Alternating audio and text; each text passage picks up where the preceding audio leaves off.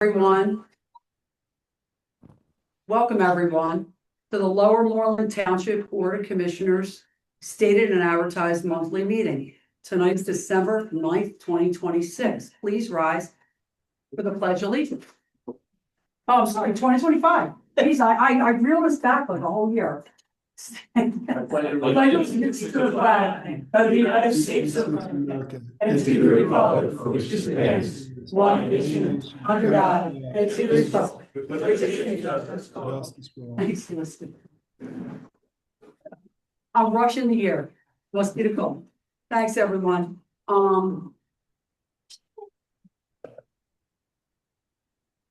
Let everyone know we welcome you this evening, especially for coming out in this frigid cold. Just to go over some meeting rules of conduct regarding public participation. If you'd like to address the board, please come to the front of the room. We have a podium at the front of the room. If you'd like to address our board, please state your name and address clearly for the record. In the interest of everyone's time, we'd like to limit your comments to 3 minutes. The president, in the interest of facilitating the business of the board, will do so. We're usually pretty kind. We understand that there's some sensitive issues in front of us this evening, and we do allow you to have a little bit extra time. All persons addressing the board are not to repeat comments stated by other members of the public, as they have already been taken under advisement by our board. Any individuals found to exhibit disruptive conduct may be prohibited from addressing the board on agenda items. If you have an item that is not on the agenda this evening, it will be addressed under non-agenda items, which is at the end of our meeting. Please be respectful to others' comments and be kind. Thank you. The first agenda item will be covered by Commissioner CANALE, and he is with us this evening. Hi, Joe. He's online. He covers our Public Safety Committee. Commissioner CANALE. Thank you, Commissioner KURITZ. My first item on my agenda tonight is the probationary appointment of a police officer. In November, the Board of Commissioners authorized a conditional offer to Officer Tyler Wagner. Having met the conditions of his offer letter, Officer Wagner began with the LMPD on December 1st. The final step is for the board to approve his probationary appointment by resolution. District Judge Mert will be in attendance to swear in Officer Wagner. I'd like to make a motion to approve resolution number 2534, appointing Tyler Wagner as a probationary officer in the Lower Moreland Police Department. Second. Motion's been moved and seconded to approve resolution 2534, appointing Tyler Wagner as probationary officer in the Lower Moreland Police Department. All those in favor, please signify by saying aye. Aye. Any opposed? Hearing none, the motion's passed. Thank you, Commissioners. All right, we're all here. Everybody's here, I'm sure, for Tyler tonight. Welcoming Tyler Wagner. Did very well throughout our whole process. Become a police officer here. Very highly recommended through his background process. He's going to be joined tonight by his wife, Mandy, who's going to be holding the Bible, his daughter, Darcy, son, Oliver, his mom, his dad, his in-laws, some other family and friends. A bunch of officers are here for him, too. He comes to us with 8 years experience. He had 4 years in SEPTA and then 4 years in Norristown Police Department. So we're stealing him away from Norristown. Good news is he comes with a lot of specialized training and can get right to work for us. Prior to his experience as a police officer, he got his bachelor's degree from nearby Bryn College in humanities, and we are very excited to have him start. He's in his admin phase right now, and he'll be starting on the street next week. So we're very happy to have him, and we're going to Judge Mert to swear him in. Good evening, everyone. Good evening, Board of Commissioners. It's a great honor to be here, and I'll ask Officer Wagner to please come forward. Is there anybody to hold the Bible?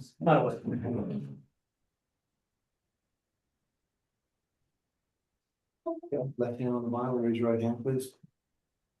I, Tyler Joseph Wagner, I, Tyler Joseph Wagner, do solemnly swear do solemnly swear that I will support, obey, and defend that I will support, obey, and defend the Constitution and the laws of the United States of America, the Constitution and the laws of the United States of America, the Commonwealth of Pennsylvania, the Commonwealth of Pennsylvania, and the Township of Lower Moreland. and the Township of Lower Moreland. I will discharge the duties of my office with fidelity and integrity, I will discharge the duties of my office with fidelity and integrity, and I pledge to uphold, obey, and enforce the law and I pledge to uphold, obey, and enforce the law without consideration to a person's race, color, sex, without consideration to a person's race, color, sex, religious creed, sexual orientation, age, religious creed, sexual orientation, age, national origin, ancestry, handicap, or disability. national origin, ancestry, handicap, or disability. I will obey the rules and regulations I will obey the rules and regulations, and the policies and procedures policies, and procedures governing sworn members of the Lower Moreland Township Police Department. governing sworn members of the Lower Moreland Township Police Department. Congratulations. Thanks. Thank you.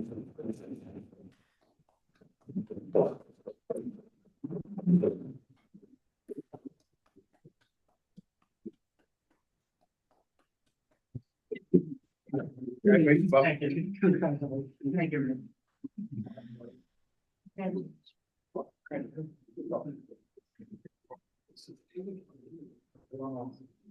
Anybody here for Tyler can go downstairs. We'll get some pictures down there with them. Thank you. Appreciate it. See you.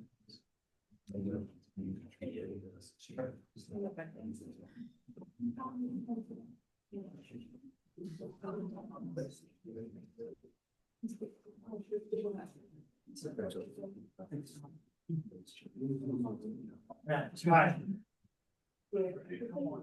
Thanks, Chief.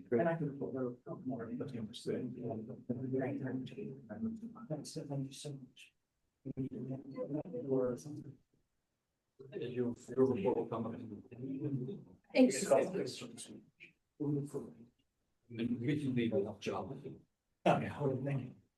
I'll be right back.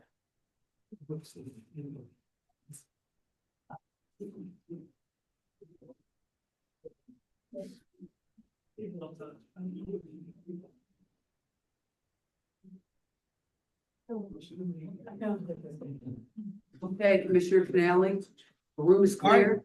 You can proceed. Thank you very much, President Kurtz. Next item on my agenda is the Fire and EMS Consolidation Resolution.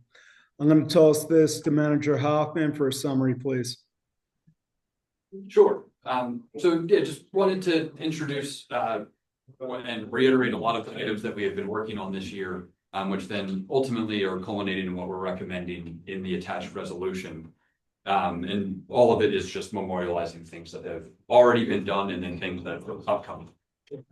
So just in the cover memo that I prepared for the board, wanted to share just several of the items, the major steps that either are happening or are on the precipice of happening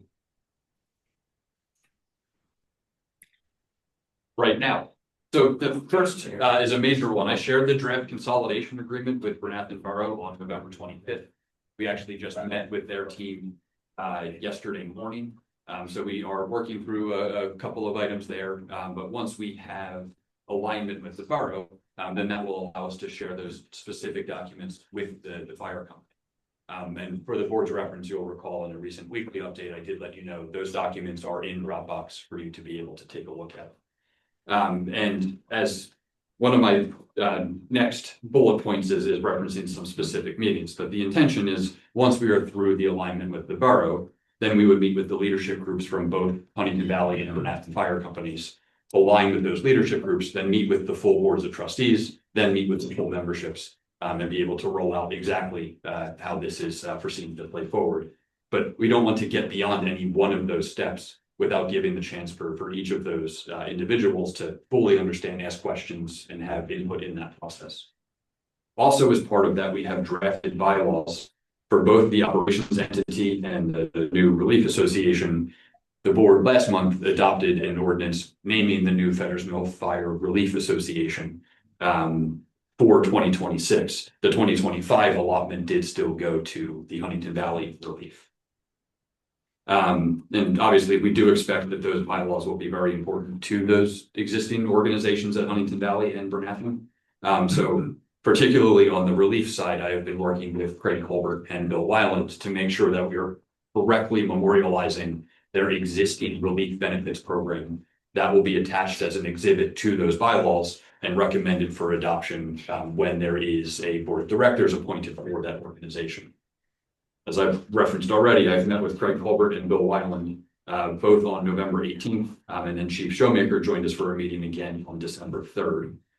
In that, I did take both of them through the draft of the consolidation agreement and had very good questions for making sure that I was drafting the relief program in their understanding and in making sure that we were doing that so that anything that is currently promised as a benefit is going to continue in that new program. We're still working through some of the specifics of those details. I don't want to share something that is not fully accurate. Also, we're making progress on the fire rescue station design. The project team has been meeting every Monday, and our intent is to share the initial concept with the board at your January 2026 meeting. Another one that we have talked a good amount about in this room is the final acquisition that is necessary for the fire rescue station. You'll recall much of the conversation recently has been focused on that local share account grant application that we submitted in November of 2024. Commonwealth Financing Authority did not meet in September. There was not yet a state budget. They did meet in November when there was a state budget, but they did not consider the grants. We have determined that we do have tolerance within the permit applications we need to do on the state level, that we can wait for and cross our fingers that they meet in January and they consider the grant awards at that time. We had previously been exchanging emails with the chair of the ANC Real Estate Committee, Brent McCurdy. I did speak with him on November 25th, just to be a little bit more specific about the grant consideration and the different permutations as to how this can play out. And it was a very cordial and understanding kind of conversation that I was glad we had the opportunity to do. So I will reach out to him again after hopefully the CFA meets in January and advise what our possible next steps would be. But that would be very nice to get $600,000 plus towards that property acquisition. Then the 2026 budget has been advertised and will be considered by the board later this evening. That budget does include the millage necessary spread across the fire and EMS millages. Also pulling away from prior debt service, putting that into the fire and EMS. And that provides sufficient funds to hire 4 additional career firefighter EMTs in 2026. The budget also proposes to provide the FMFR organization with the contributions in 2026. However, we realize practically we're sitting here on December 9th. That whole process is ahead of us. So out of that contribution, we will work with both of the existing organizations to make sure that there are the necessary funds to fund things until they get to the point of the consolidation, at which point all of the bills and just kind of day-to-day things that have been able to be shifted over, that can then start putting money into the FMFR account. Until then, we'll need to practically manage those with Huntington Valley and with Bernathen Fire Companies. And then also just as we continue in our coordination with Bernathen Borough, they did affirm their continued support for the consolidation effort. So that is the basis for all of the things that we've been doing. So given all of that kind of staff and committee level, as we were preparing for this evening's meeting, and staff and committee level like progress that has been made, we thought that the attached resolution kind of calling out several of those things, making sure that it sets it all within the context of the board's obligation under the First Class Township Code to provide these services. And just again, kind of going through all of the individual kind of whereas paragraphs, it references in 2022 when we had the committee that was formed after the merger effort between the two companies and our participation in that had stopped.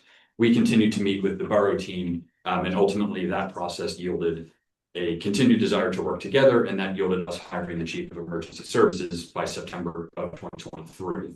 Again, the board is obligated to provide fire and EMS under the First Class Township Code, and we have those references. Last month, the board adopted an ordinance that designates the Fetters Mill Relief Association as the recipient of those funds. So the resolution just calls out 7 specific items. One is that it sets the goal of June 1st or earlier. And as I've communicated with everybody, we're really working towards that earlier. But that FMFR shall be established as the provider for these services within Moreland. All of the township owned apparatus and equipment will be designated for use by FMFR. All members of the Huntington Valley Fire Company, if they so desire, can continue as members of Feddersville Fire Rescue. Upon consolidation of Huntington Valley and Bernathen Fire Companies into Feddersville Fire Rescue, then each of those nonprofits at the appropriate time would cease their operations and dissolve in accordance with Pennsylvania law. Upon the establishment of FMFR, the relief associations consolidated also, then each of those programs would be discontinued in accordance with the Firefighters Relief Association Act in Pennsylvania. And again, that is something that only happens provided that the proper parameters are agreed upon for that consolidation.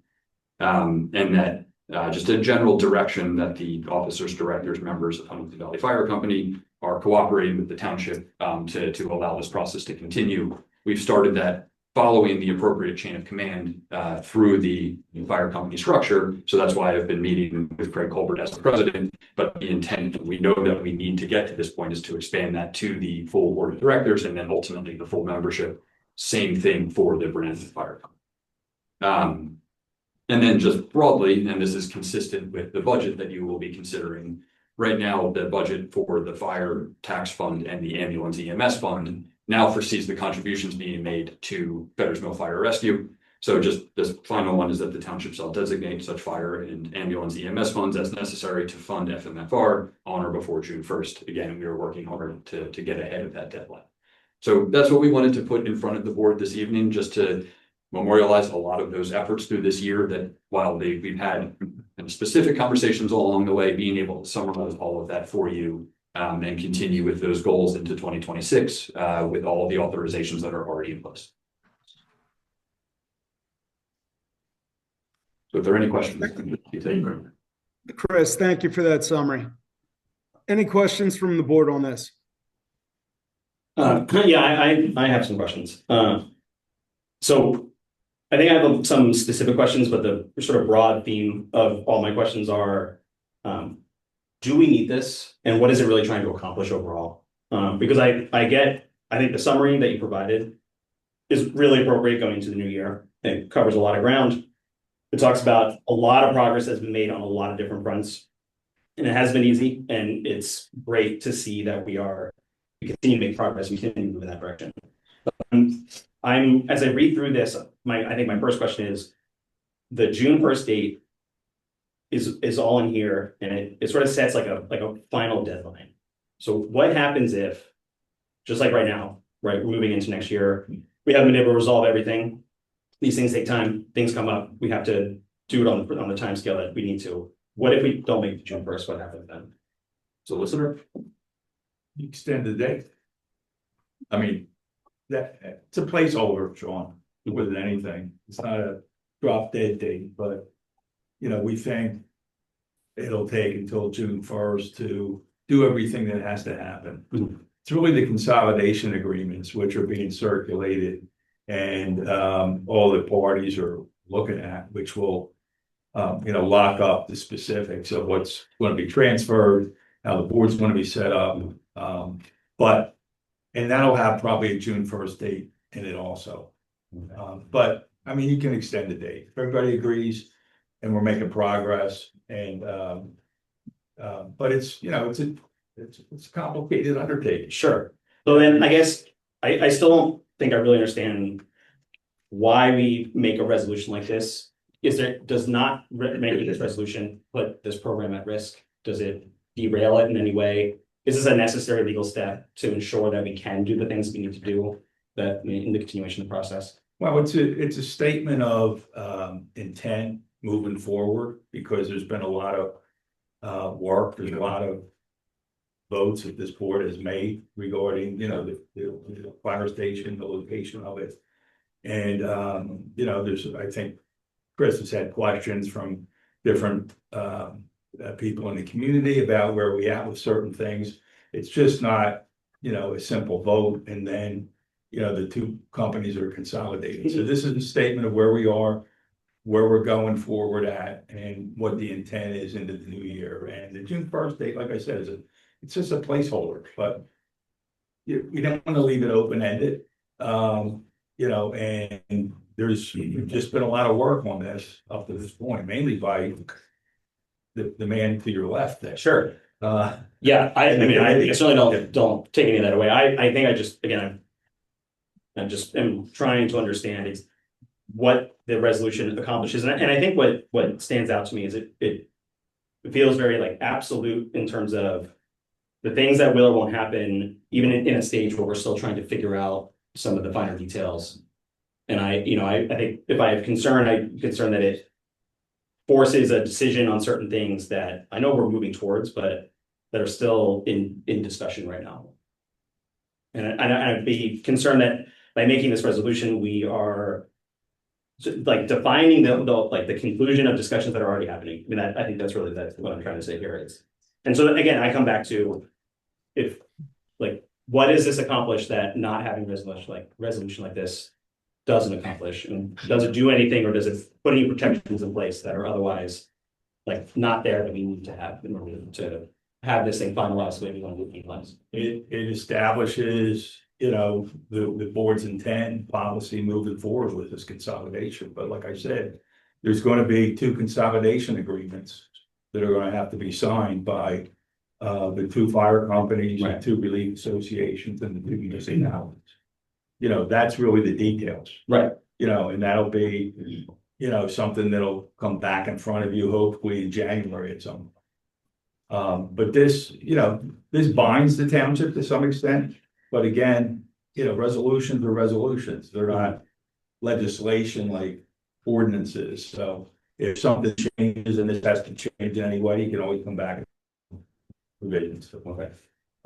But there's been enough questions and enough, I think even from some of the board members, in terms of where things are with what's been going on for the past couple of years. Yeah. At least. Solicitor, to me, this just clarifies the steps that we have taken to get up to this point. So that, and there's been a lot of steps. Yeah, and I think Brenathan has done a similar sort of, they've adopted a policy or statement in terms of moving forward with this consolidation. We might want to walk back a little bit, the extent of that. They have, through their consolidation committee, voted to continue moving forward. And Borough Council has agreed. And Borough Council agrees to that. So, Right, yeah, yeah. And I guess I these 7 bullets are all about what will happen to the Hines Valley Fire Company rather than affirming sort of our steps and our commitments. So I guess maybe that's where the disconnect is where I'm seeing. This doesn't feel like what we as the township are affirming as what we commit to doing as part of this process. It seems to be directing what will happen to Hines Valley Fire Company on or before this date. and I think it's depending on the bullet point. So the first one that I think was very important for us to call out. We understand there's varying opinions from volunteers. So an initial conversation around this was, we'll just accept, or just in that consolidation, just everybody who was previously a part of it is continued to be a part of it. But we very much want to acknowledge that there's agency for the individual volunteers. So that bullet point number 3 is an acknowledgement of really how that will be phrased in the consolidation agreement. And then the other, after Chris, do you want to just tell them what item number 3 says so the public knows?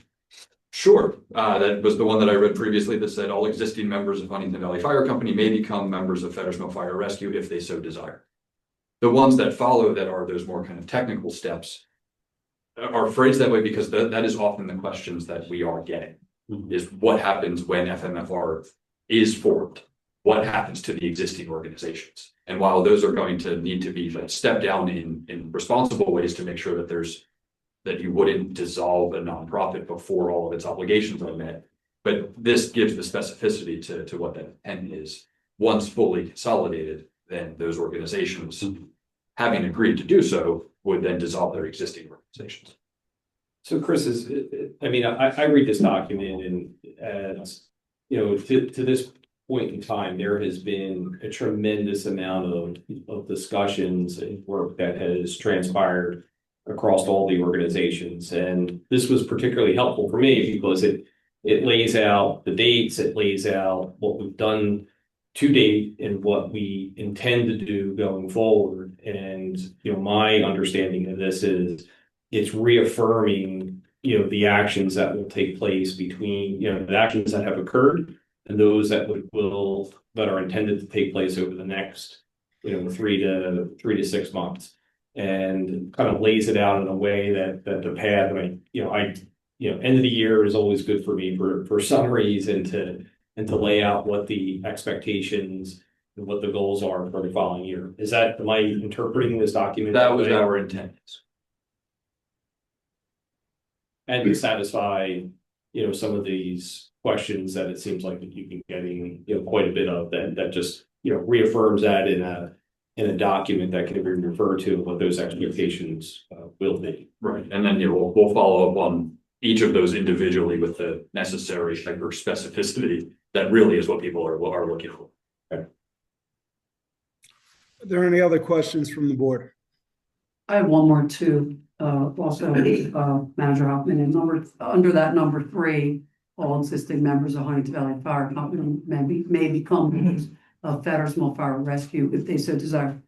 That it's the volunteers, so that we have deep respect for. Yes, absolutely. They are welcome, and they are valued, and I really look forward to getting out of the administrative hole that we're in to being able to share the specifics of that with them.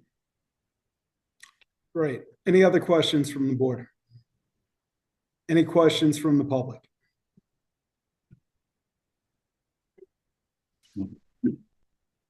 No questions? I got a question for the comment. I have a question for the entire board and for Commissioner Can you CANALE state your name and address, please? at Chuck McDade Dale Road.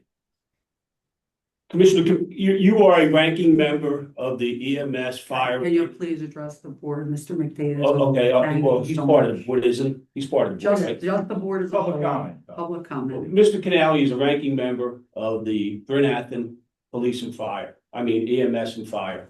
He sits on this Board of Commissioner. I'm going to ask this board to ask Commissioner CANALE to recuse himself from this vote tonight because of his ranking position in the EMS Fire Bernathen Borough. That's all I'm asking him to do, okay? Because I do believe it's an unjust and it's not a fair vote to the taxpayers of Lowell and Moreland who are paying 90% of this free. I do believe, John, it's a conflict here to the taxpayers of Lowell and Moreland. So therefore, I'm asking this board to consider asking Commissioner CANALE to recuse himself from this vote tonight.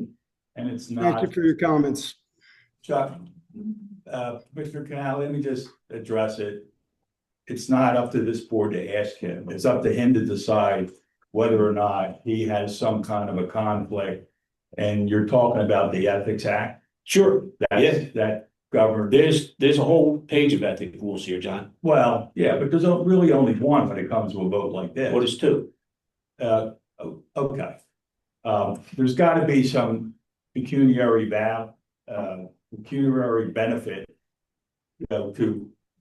for an elected official not to vote on a contract or whatever, and that isn't present here.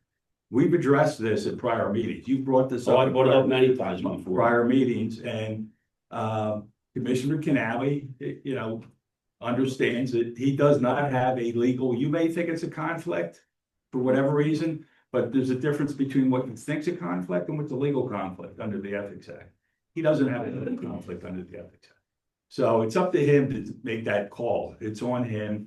He can seek advice, but public comment, you made your public comment. Okay, thank you. Thank you for your comment. Anyone else? John, just to clarify on that, that would be if there was a financial benefit to myself on this, where I'm purely a volunteer up at Bernathen Fire Company and have not received a stipend from them in years, even though I'm a chief officer up there. Just to clarify that and put that out there. So I believe I have no conflict on that. I've been a resident of Lower Moreland Township for 43 years and served Thank this you, township. Commissioner CANALE. Thank you. Anyone else in the room? Would anyone like to make a public comment?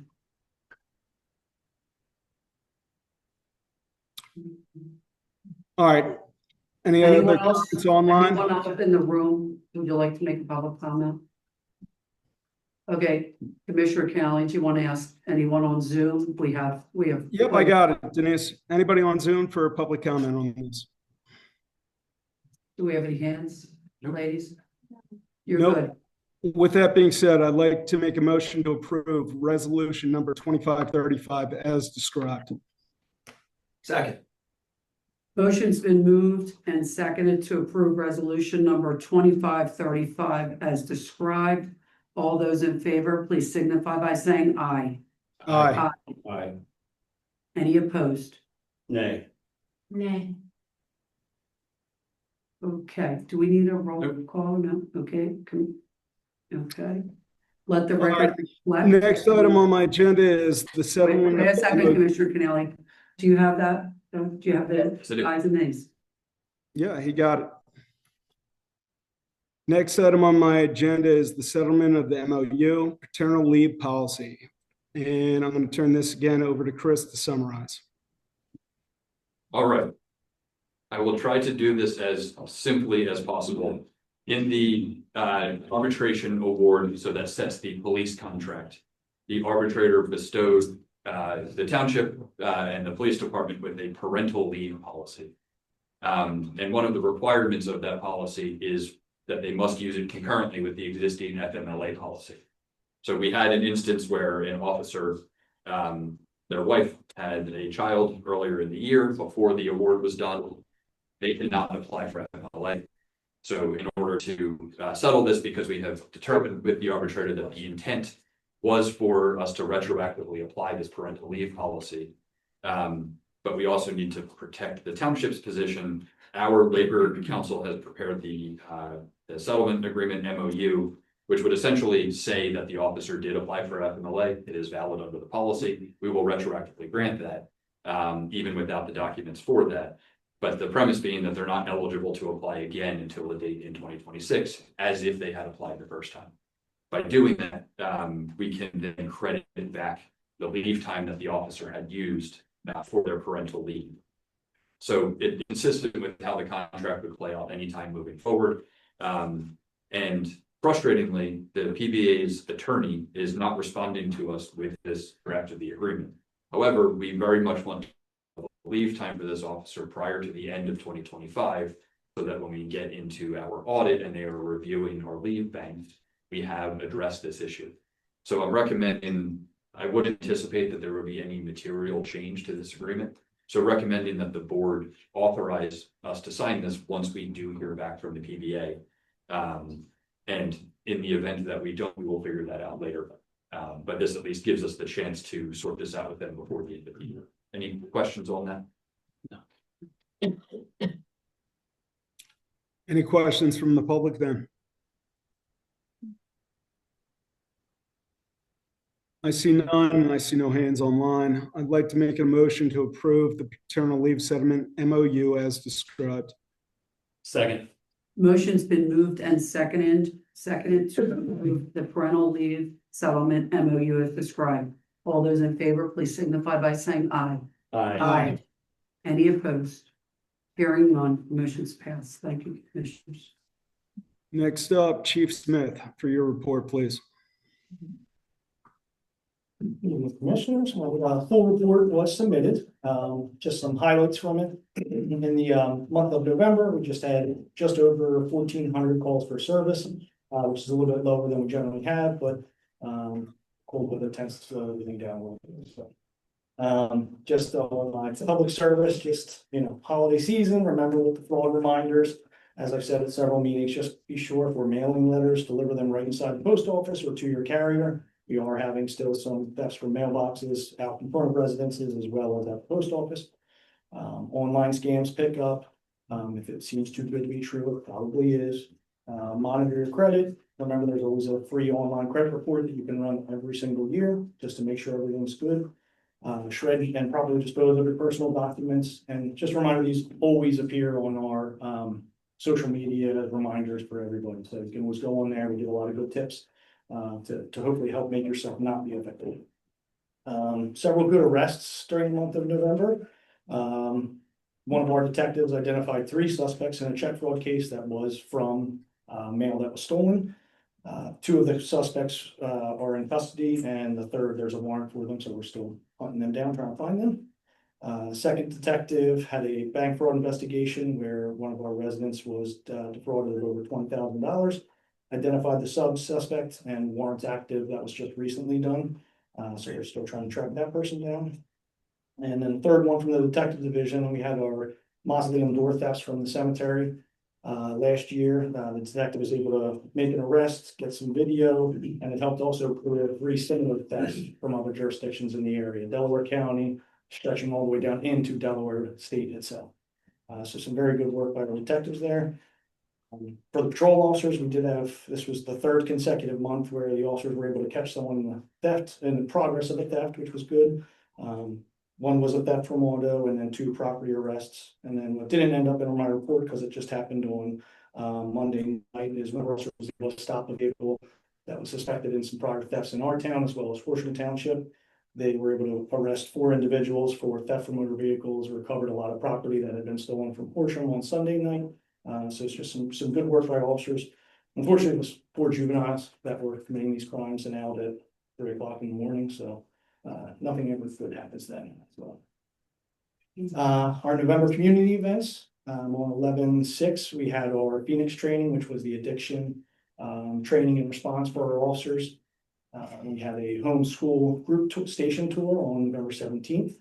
Also on November 17th, SRO Detective Brommer did a parent cyber safety presentation in the evening for the Lone High School parents, or any parents in the township that could arrive. November 21st, Detective Corporal Daniel and Lieutenant Huddick did a senior scam fraud presentation at Gloria Day Church. We got some free pizza out of it too, and some snacks. We did stay after and answer a lot of questions. It was very good. We were able to hopefully help. There was 36 either residents or nearby residents from surrounding communities that were there that we were able to give a lot of good information to. Special thanks to Fire Marshal Shally.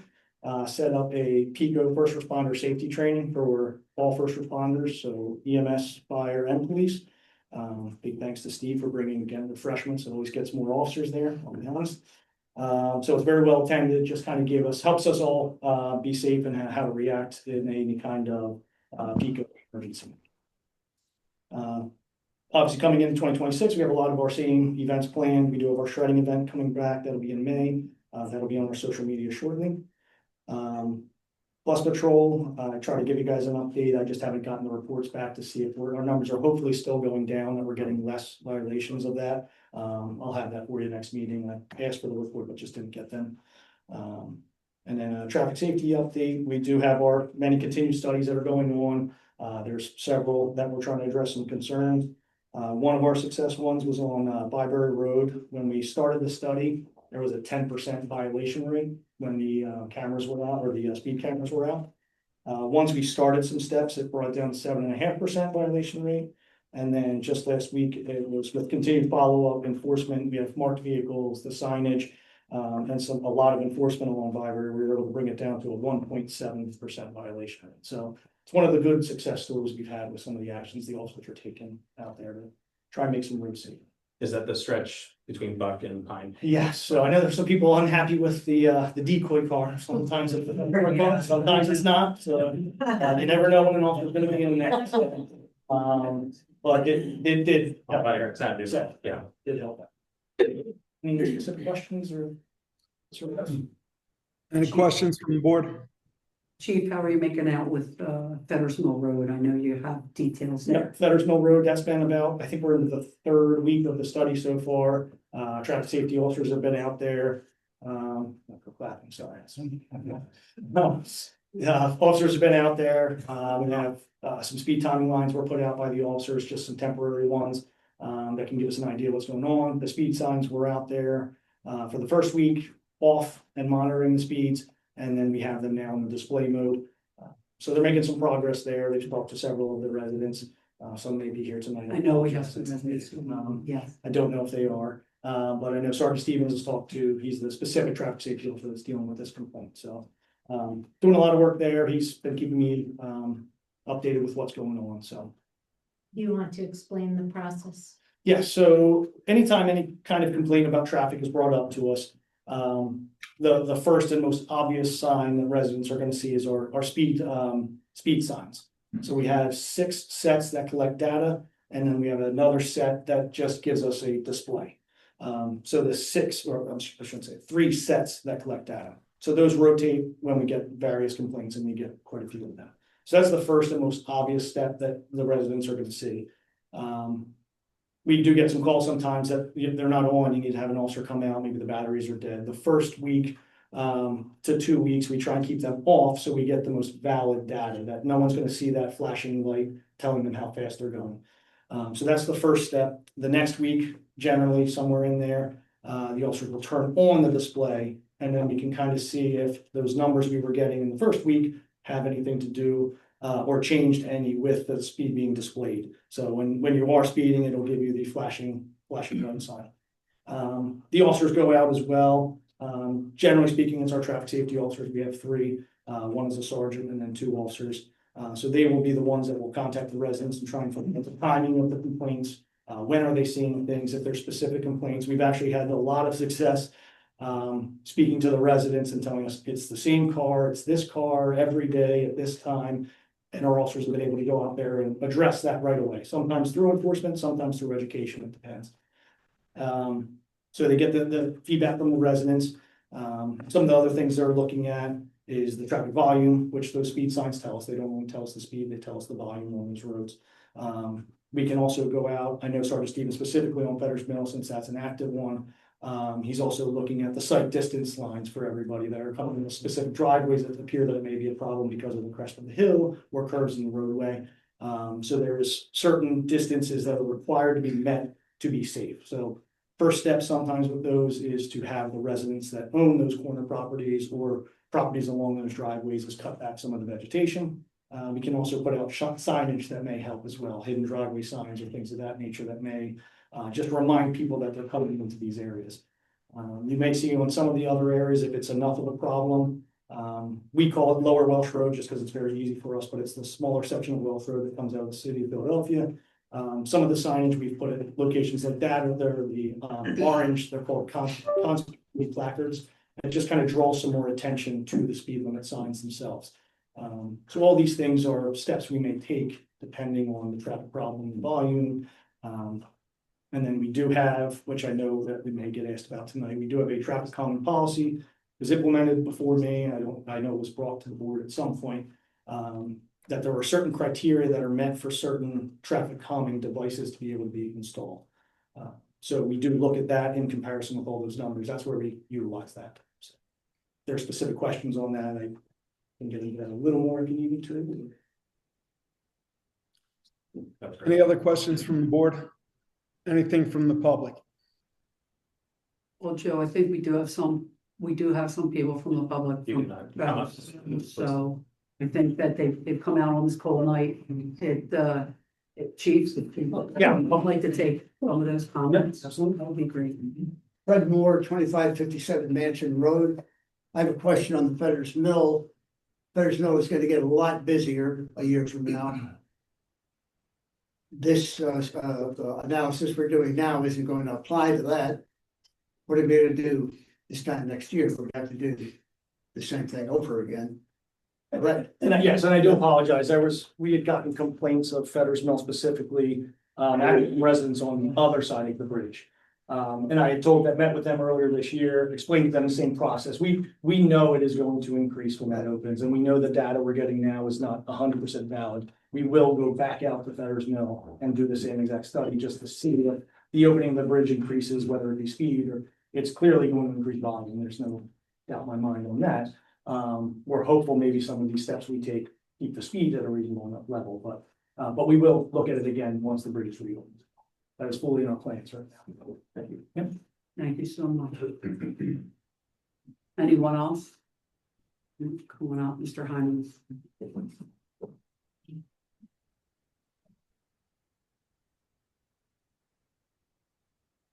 Good evening, Bill Heineman, 770 Feathers Mill Road. Just did want to thank the chief and his, I guess it's Sergeant Stevens is the guy who initiated the traffic controls issues. And we're grateful for that, and I do think it's making a difference right now. Our biggest concern overall is these are some, in my opinion, temporary measures. When those signs go away, when there's no longer a decoy vehicle, people recognize that. They even recognize while the vehicle is there, a decoy vehicle, that it is a decoy vehicle.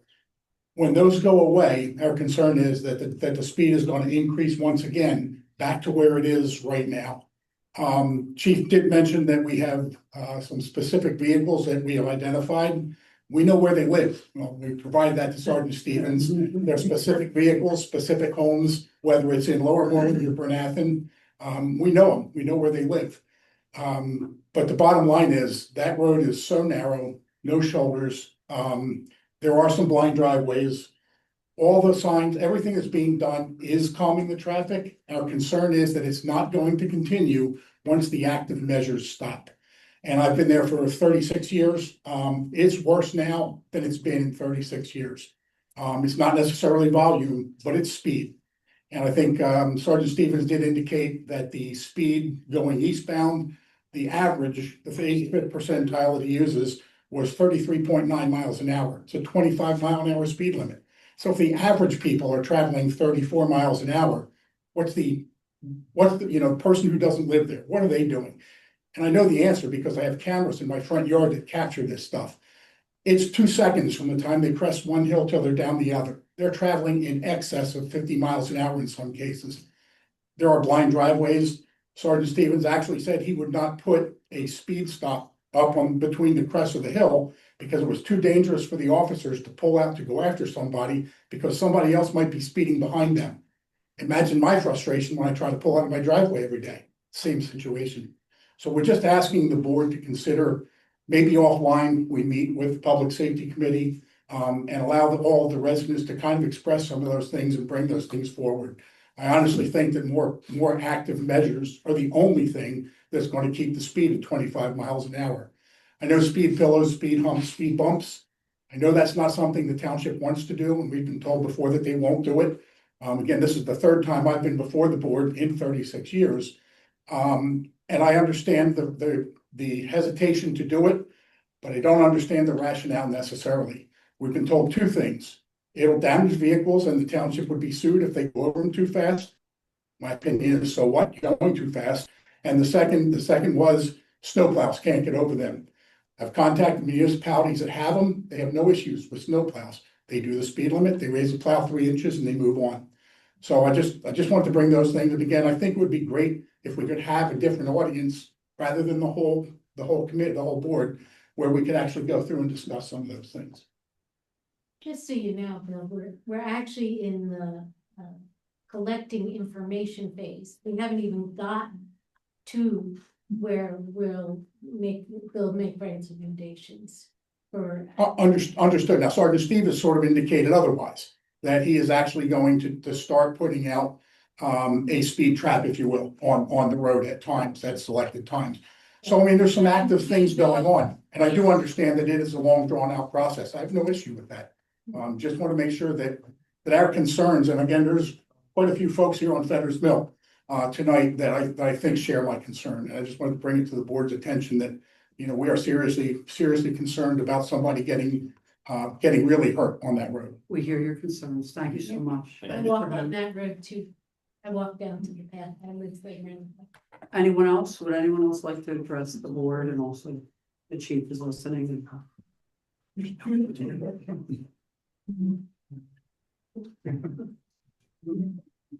Jane Blair, 840 Feathers Mill.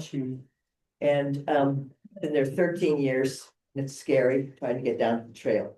I'm relaying a message from Deborah Light, who lives one door down from me, and she would love to see a stop sign, a 3-way stop at Hallowell and Feathers Mill.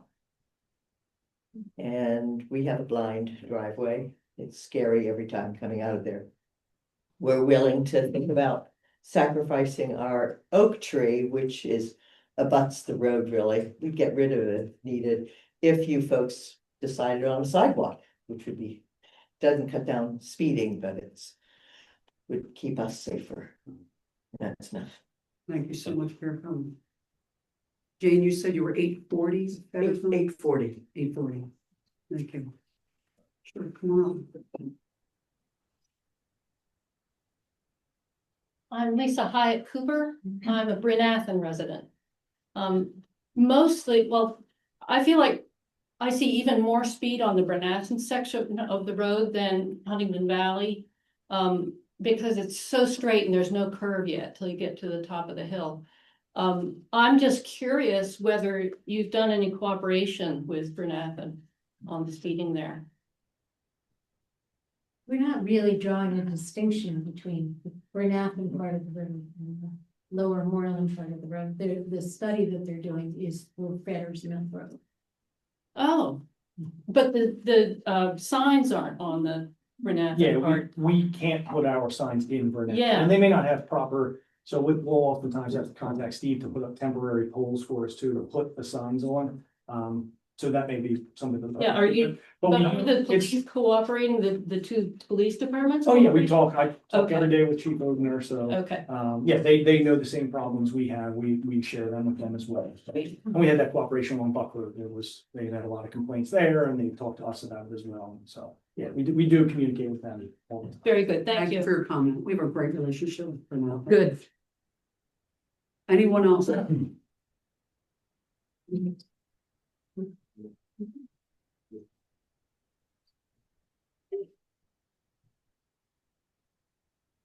Hello, and thank you for including us in your meeting tonight. I appreciate it. Thank you. My name is Mary Lucan, and I live at 758 Fetters Mill Road, right at the crest of the hill. I'm here tonight on behalf of friends and fellow neighbors who have had so many close calls over the years. We've been living here for 23 years. We have a friend here in attendance tonight who has had several harrowing experiences just trying to make his way up the hill. We have a lot of people who walk on Fetters Mill heading to the trail, as Ruth has mentioned. And I remember you told me, Ruth, at the election, you hate that damn hill because it's so dangerous. So we live with it. This is our home and this is our neighborhood, and we love to use the trail. We love to enjoy our neighborhood and the beautiful surroundings. So we have neighbors across the street with children, with people who try to go out and recover their mail from mailboxes just to come out the way in the last second so they don't get hit. It's absolutely unacceptable. It's just very dangerous. So we are here tonight to just ask if we could step up the talk of discussion about speed humps. I know Bryn Athyn has used them successfully for many years. I don't ever see speeders going down over those speed humps. We have a unique opportunity here because yes, Fetters Mill does bridge both jurisdictions, Huntington Valley and Bryn Athyn.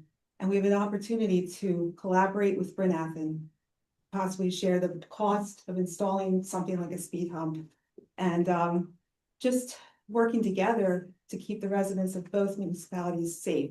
We've been reaching out to both areas, and there are many, many people from both sides of the street who are very interested in having these safety measures enacted. It's just so many close calls that we've had over the years. People across the street from us have had a car totaled. Our next door neighbors had their car totaled, a car going over the hill, 45 miles per hour, plowed into the side of them and dragged them down the street. Someone's going to be killed, and I can't accept that. These are our friends, these are our family members. And it's just, this is an opportunity for us to prevent that. And I'm just asking for your consideration. Thank you so much for your comment. Thank you. Would anyone else like to address the board? Sure, come on.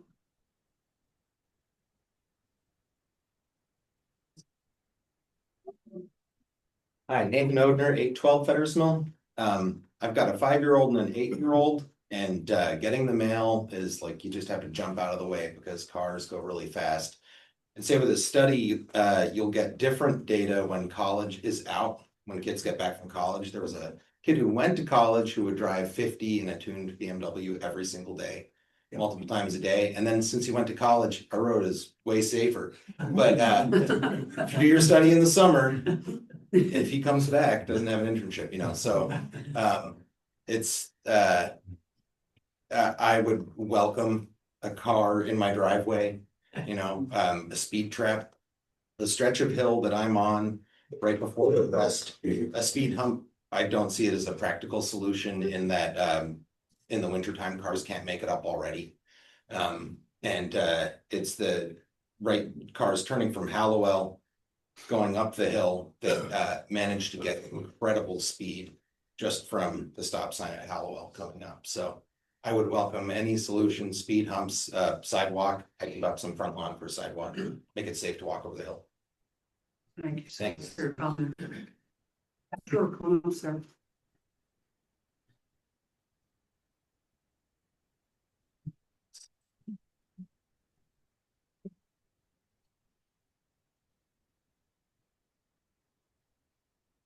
Hello, Alan Hornblum, live on Huntington Pike, less than 100 yards from here. And I spend a lot of the day from 7 in the morning till 11 at night walking my dog in the area.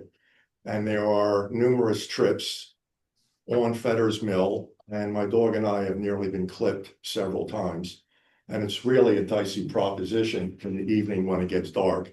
And even if you carry a flashlight, there's no guarantee that you're going to be safe. And in some spots, there's no place to jump if a car is coming down. Now, in the recent days, I've traveled on Philmont Avenue, just below Bustleton. And if you know that area, there are a lot of speed humps there. And I do not like them a bit, but they accomplish their goal.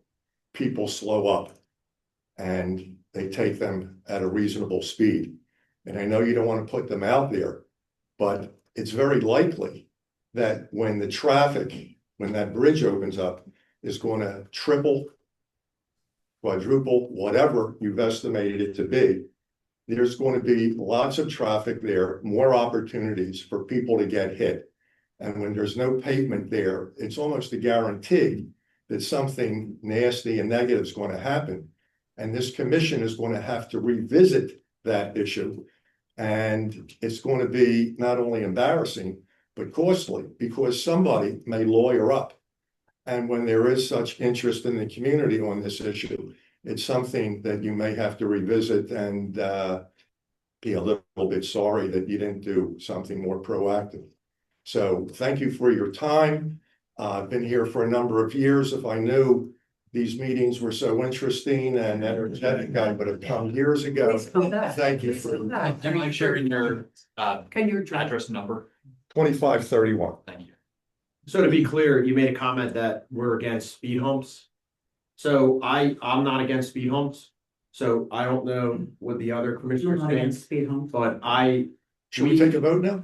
No. we go off of the recommendation from our traffic safety department. So But you can buck that. we go off of the recommendation. I'm not a traffic engineer, right? I don't study the roads. That's what they're paid to do. So Right. that would be their. But you don't have to follow the recommendation. But we're. It's a recommendation. Jim, we haven't even gotten. Yeah, right. Yet. So we're. No, I understand. If I the can make a process. suggestion, I wouldn't walk on the road that doesn't have a sidewalk at night from 7 AM to 11 PM in the dark room. If you know it's dangerous, just please. Well, sometimes you may be visiting somebody and you're not able to leave at 7:15 when, you know, the sun is going down or what have you. So it really becomes a little bit risky, especially at those spots where, you know, you can't jump off the side and pull the dog or whatever, but there's a lot of cars that take that hill, as the gentleman said, you know, 40, 50 miles an hour, and they hit the brakes, and it's really a nerve-wracking situation. And it would be one thing if there was pavements there. You know, I come from the city, I'm used to pavements. But now that I'm out in the country, you know, there's a number of spots, you know, and believe me, I do like grass and trees. But there are occasions where you'd like the safety zone. And when you don't have one, a strip may be a wise, you know, intervention. So thank you for your time. Thank you so much. Would anyone else like to address the board in the room? If I could just make some closing comment. This is a quality of life issue, and to me, it seems something that's very solvable. And I heard a couple people mention that, you know, maybe we could get together. Chief Smith, I know you guys have done a ton of work, and you know, my father lives in the township and he had a similar issue in his street. You guys came out right away and you did. This isn't just a Fetter's Mill issue. This is an issue in our township, in our community right now. And, you know, this seems to be a real problem, particularly on the street. And I don't understand if these are folks that live on the street that just don't care, or if there are people that are passing through. But I imagine once Fetter's Mill Bridge gets completed, that there's going to be even that much more traffic. Can we maybe huddle up a little bit and take some of the recommendations that the residents have voiced to see what else that we can do? And I'm not against speed bumps per se, but maybe speed bumps aren't the issue. Maybe there's some things that we can do that are targeted a little bit more, that we can solve this problem. But we shouldn't have people, you know, on a road that's narrow like this, where, you know, there aren't sidewalks, driving 50 miles an hour in any of our streets, especially in our community. And, you know, it's something that we should be able to fix. And, you know, I would like to see something more happen if it's possible. And I don't know what that is. So, and maybe it takes the residents to talk about some ideas that we can come up with. Maybe it's super strict enforcement. I know there's a road that's in Bucks County, and when I was 16 years old, I learned don't speed on that road. Like, I go 25 religiously, and I'm older than 25 now, and I still go 25 on that road because I know I'm going to get a pretty hefty ticket if I drive on that road. So, you know, just by the amount of comments today, that we should be doing it. So, I agree. I just want to ask for Joe, do you want to try to take some, we didn't finish, I mean, there might be somebody other. Got any comments online? Online, you know, on Zoom that wanna. Does anyone on Zoom want to address the board regarding, Doesn't look like it, Denise, I got it. Go ahead, Joe. Yep, I'm not seeing any hands up, so we're gonna No move. hands. Okay. Fire Marshal Shelley.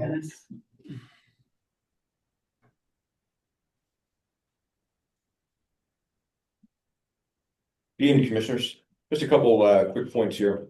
Okay. Under emergency management, we had a meeting in Hatboro to discuss some of the mental health issues within the schools.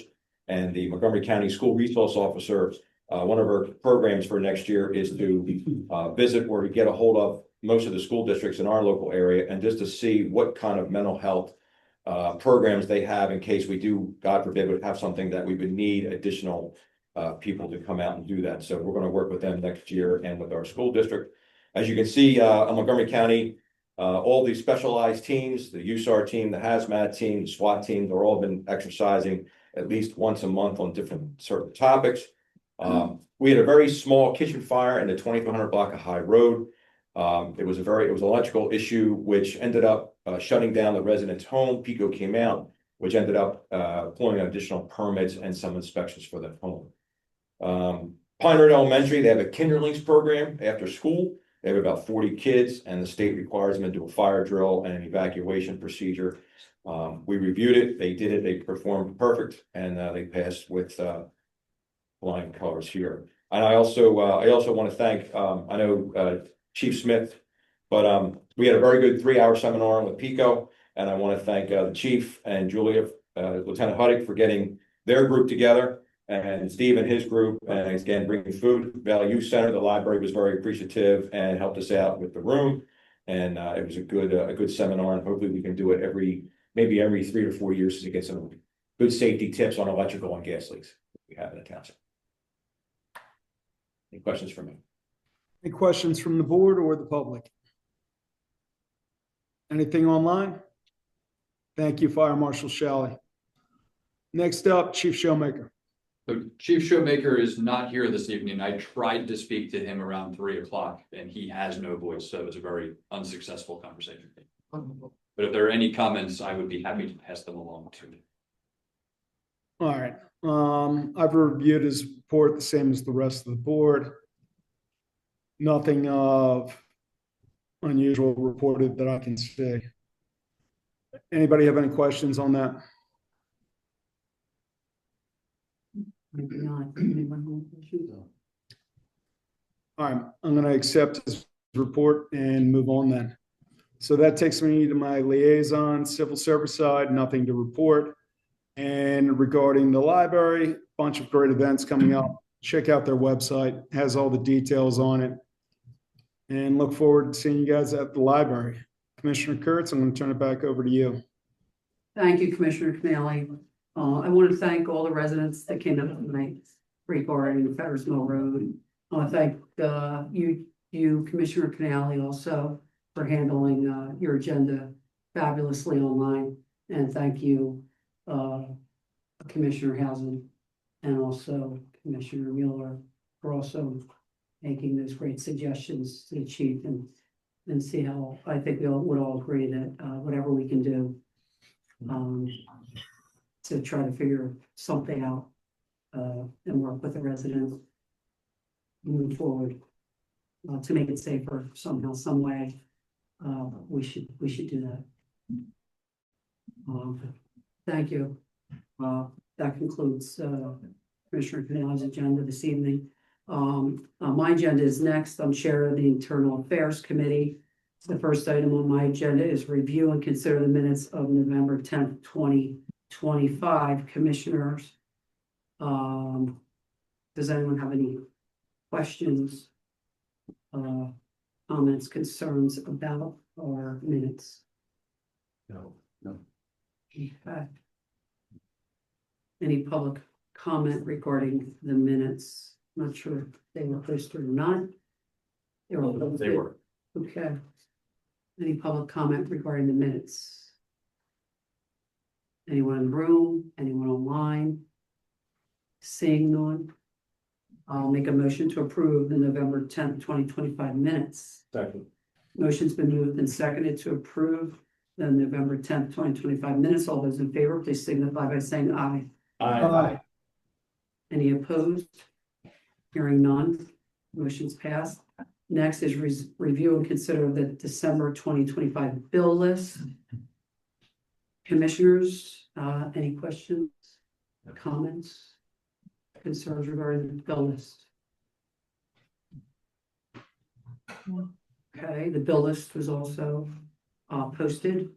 Any public comment regarding the bill list? Anyone in the room? Anyone on Zoom? Leah, any hands raised? Okay. Seeing none, I'll make a motion to approve the December 2025 bill list. Second. Motion's been moved and seconded to approve the December 2025 bill list. All those in favor, please signify by saying aye. Aye. Any opposed? No opposed, motion's passed. Next item is review and consider adoption of our 2026 budget. We have a tax ordinance and a trash fee ordinance. We had a few budget meetings that we reviewed everything. Thank you, commissioners, at length. And as we authorized at our board's November 2025 meeting, this is our 2026 budget. And it was advertised for public inspection last month. And our final step tonight is consideration of our attached tax levy and appropriation and tax fee ordinances, which are in our tablets. And that was advertised and prescribed by law. So does anyone have any questions regarding everything that reviewed by Manager Hoffman? It was reviewed extensively. Just our sewer rates and our stormwater fee are staying the same for 2026. No rate changes were necessary. So just a short recap, our general fund, the millage is going from 3.43 to 3.60 mils. So that will be an increase of $37.80. Our fire hydrant fund is a slight increase from 0.82 to 0.92 mils to cover Aqua's increased billing rate for the fire hydrants, which will be $2.31. Our fire ambulance and EMS is going from 1.31 to 1.93 mils. And that will be a cost of $88.20. And our Huntington Valley Library Fund will increase from 0.477 to 0.510 mils, and that will be $6.93. Our trash fee will increase from $350 to $570. And as stated, our sewer rates and stormwater fees stay the same for 2026. All of our other funds, there are no changes. The other 10 funds, that was 7 funds. So basically, our overall budget proposes to raise the total millage from 6.274 to 6.918 based on increases in our general and fire funds. So our average assessed home of $210,000 will pay $1,452.78, which the total will be $135.24. So Manager Hoffman did give us a range. There's all different ranges, and it depends on your assessed value, what your home is assessed at. And Chris, we'll have it in our next newsletter. We usually put, Yes, give the pie and everything in the middle, you know, the rate.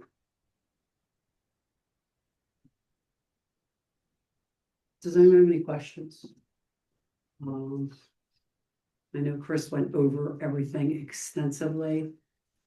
I just wanted to give, Chris did give us a chart at 100 assessed value of $175,000. It would cost $1,210.65 for the assessed value. At $250,000, it would be $1,729.50. If you were assessed value of $300,000, it would be $2,075.40.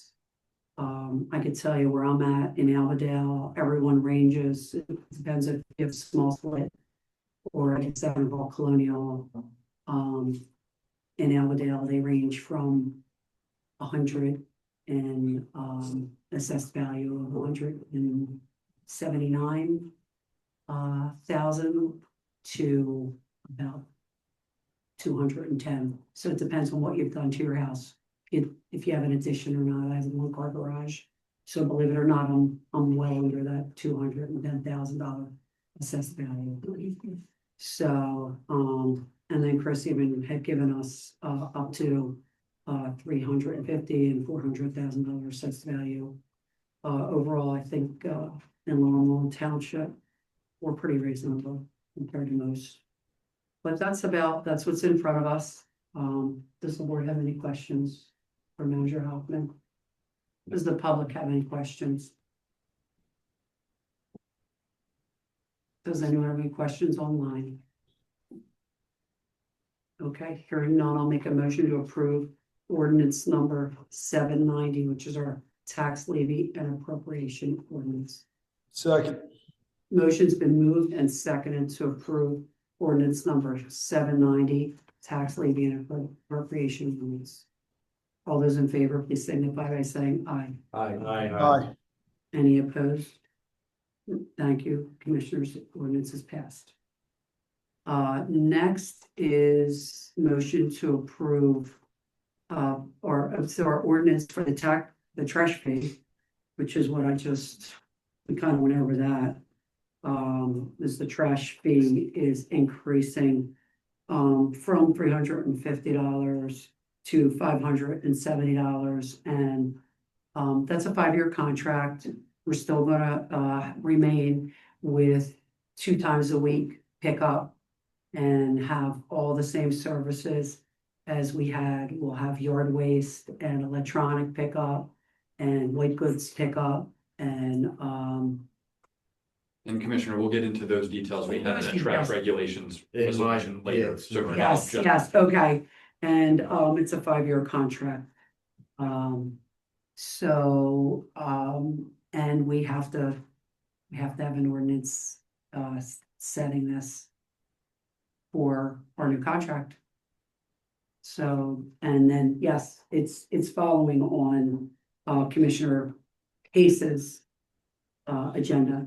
So that's what's in front of us tonight. Commissioners, do you have any other questions? Okay. Are there any questions for the public? Anyone on Zoom? All right, if not, hearing none, I'll make a motion to approve ordinance number 791 for arch trash fee. Second. Motion's been moved and seconded to approve ordinance number 791 regarding the trash fee. All those in favor, please signify by saying aye. Aye. Any opposed? Hearing none, motion's passed. Okay, next is, This is a voting. oh, if would you guys like to stay? You could stay for the meeting. We welcome you, but if you can go, you guys, you can go. You don't have to stay. We're not trying to get rid of Yeah, you, we're not, we welcome you, but But it's been interesting. yes. But you can leave. Don't feel like you're being rude. I wouldn't have told them. That Okay. does not apply to our staff, everyone stay. Right, you don't have to feel like you're being rude.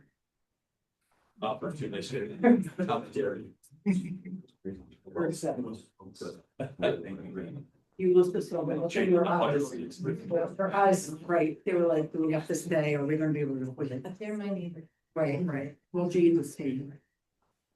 Okay, next is review and consider remote meeting attendance policy.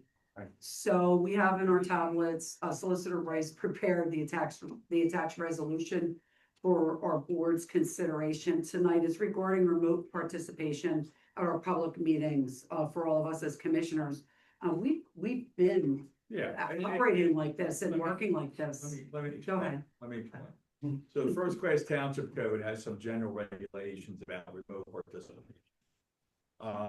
And you can have remote participation, but you always have to have a quorum of the board present, physically present in the room. So there's always got to be 4 people sitting. The remote participation commissioner can vote only if there's a conflict with one of the members of the quorum. So we can use that to make a quorum if there's a conflict and somebody's unable to vote. That's the reason for it. We've never had it. We've always had 4 people at least in the meeting room. But this is a relatively new provision in the First Class Township Code, so it seemed to make some sense to, so it's clear, that we're operating under the code. And this is something that came out of COVID, when there was a lot of remote participation in meetings throughout the state. But the code requires it to be a policy in place. But I think the key thing is if you don't have a quorum in the room, you can't have a meeting. Can't make the quorum online. But when you said if there is a conflict for one of the commissioners who is part of the quorum in the room, Yes. then You can have a vote from the remote participant to make the quorum. does the policy state that? Well, it's in the code. Okay. Yeah, the code states. So can we just play that, because I don't think I understand. We started a meeting with a quorum, there's Right. 4 people present. Right. During the process of the meeting, someone has to leave for some reason. Right. But there are 2 city commissioners on Zoom. The meeting can continue, and we can continue to vote. Yes. Because we created one in person and it continues. Right. Remotely. Okay, but there still has to be 4 here To to start the meeting. which is how it's always Yeah. been. You've always, the situation's never come up, but, you could have more than one commissioner remote. And you could have maybe just 3 show up. And Physically present, you can't start the meeting. Yeah, and because this policy doesn't enact that, this is already the code, this is already true. Right. We're just applying this policy to make sure that we have policy that aligns with the code. Right. And a policy is required. Yeah, and it Yeah. does say. Where would it says stand now if we administrative don't staff. have a policy in place and now we do? That makes sense, I want to make sure it was clear for the public. Clear. For me. Yeah, I'm trying. Yes, putting the policy. Okay. So do we need to include that into the policy? about that, because that's not covered in here, and just want to make sure that just the policy would be as exact on that.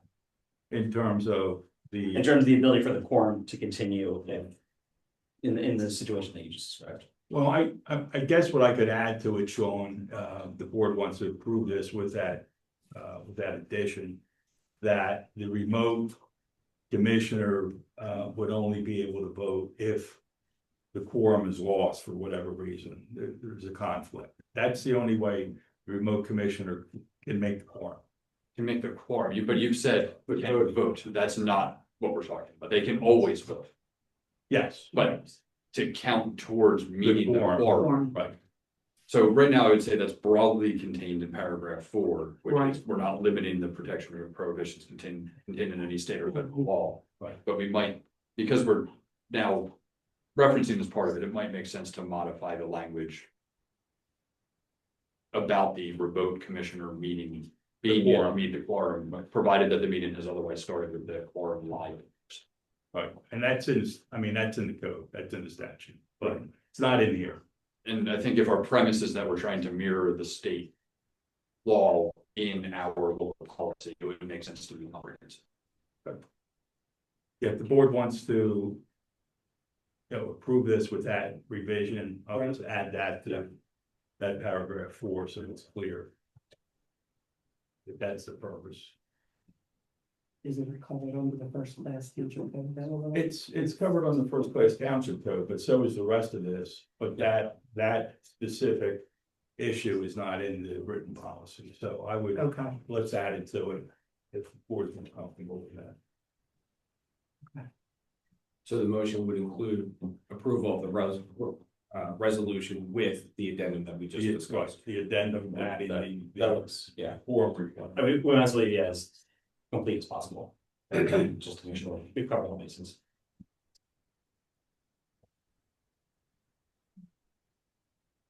Okay. Is there any public comment regarding this matter? Anyone on Zoom? Okay, if not, I'll make a motion. I'll make a motion to. You might approve resolution 2536 with the revision. With the revision, with the addendum as discussed. We're adding the quorum requirement. Second. Motion's been moved and seconded as described. All those in favor, please signify by saying aye. Aye.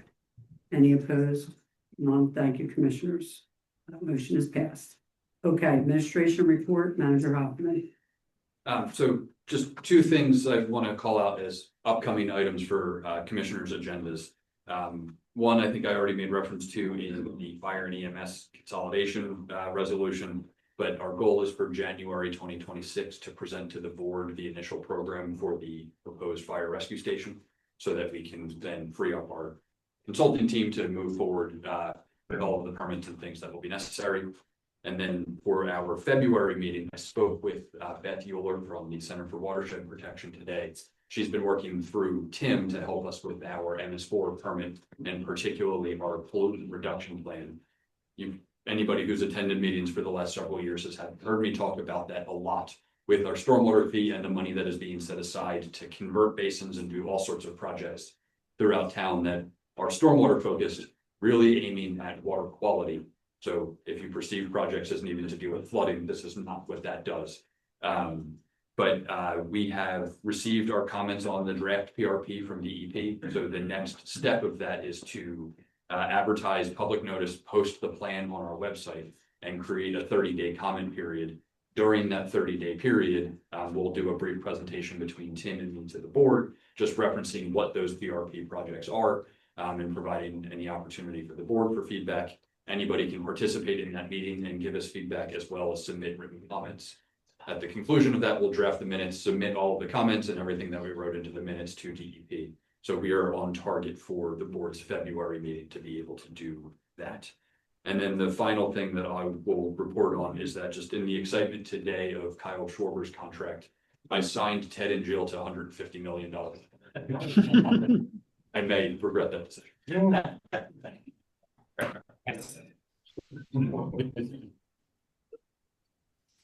Thank you, Manager Hoffman. Assistant Manager E.J. Lee. I just want to provide an update following up to last month on the new trash hauler. Although our Public Works Director, Steve, is doing the bulk of the work, it's in my report, so I get to report on it. The FAQs regarding any updates and changes to the new hauler process starting January 2nd, because the 1st is a holiday, is on our website. And the new trash bins, the 96 gallons, are at our Public Works facility site now. There's thousands of them sitting there. They will be delivered next week to every home. With that delivery, there's an FAQ little sign that is going to be attached to the bins that has the basic same information on what's changing and what is not. Steve has one here, and you can see that's what it looks like. Any questions regarding anything, please reach out to the township. We're happy to answer. If we can't answer it immediately, we'll get you an answer, email, call, anything. We've already received a ton and they've all been very good questions, and we've relayed that in the FAQ. There's just two roads, the entire trash collection schedule remains the same outside of two roads. They'll be updated. It's just, what was it? Bryan Court and Fetters Mill, their recycling data is moving. Those residents will be notified. Ward commissioners will be notified. So that most of these Fetters Mill residents are gone. So yours is staying the same. The side. Yeah. So the side between the bridge and. Yes, sorry. Just to align with the contract where they are. Otherwise, on those days, it makes more sense to change their recycling day. They will get hand delivered. But I know everyone's very excited. This is, it's gonna be great. And there will be, everything's gonna run perfectly. So, and Steve is also here if anyone has questions for him at the end. There will be smaller bins available. There will be additional bins available, but we just ask that everyone go through the first couple months with the process in place to see, and even during that period, if it gets so unbearable or something, let us know. We'll work something out. We'll do what we can. And the one caveat is that if you identify that the 96 gallon is simply too much physically to manage, we will help you swap out for a smaller, either 64 gallon or 47, 48. So that we aren't asking somebody to try to physically manage something that they cannot do. If you need extra, we're asking you to try it out, because this is the standard for collection everywhere. Try it out, and then if you're still not okay after a few months, we will work with you. You can purchase at our cost an additional container, but we're trying to have people go by the contract. We're getting 1 can or 2 cans? One for trash. 1 for And trash. there will be 2 collections weekly. Right, like it is now. Correct. They're taking the old cans away? Great question. That's in the FAQ, but. So you can either bring them into Public Works, you can use them for yard waste, come here and get a sticker, or Lindsay will pick them up on your bulk pickup. So you can put out a couple each bulk pickup. Thank you. So we will have the unique task of throwing out trash cans. You can use them for trash cans. Melt them down to speed bumps. Are we getting recycling? Because now, I think the trash now is behind the recycling's a township. Correct. So you're gonna provide both now? So we've provided you the recycling. This is going to be the same thing with trash.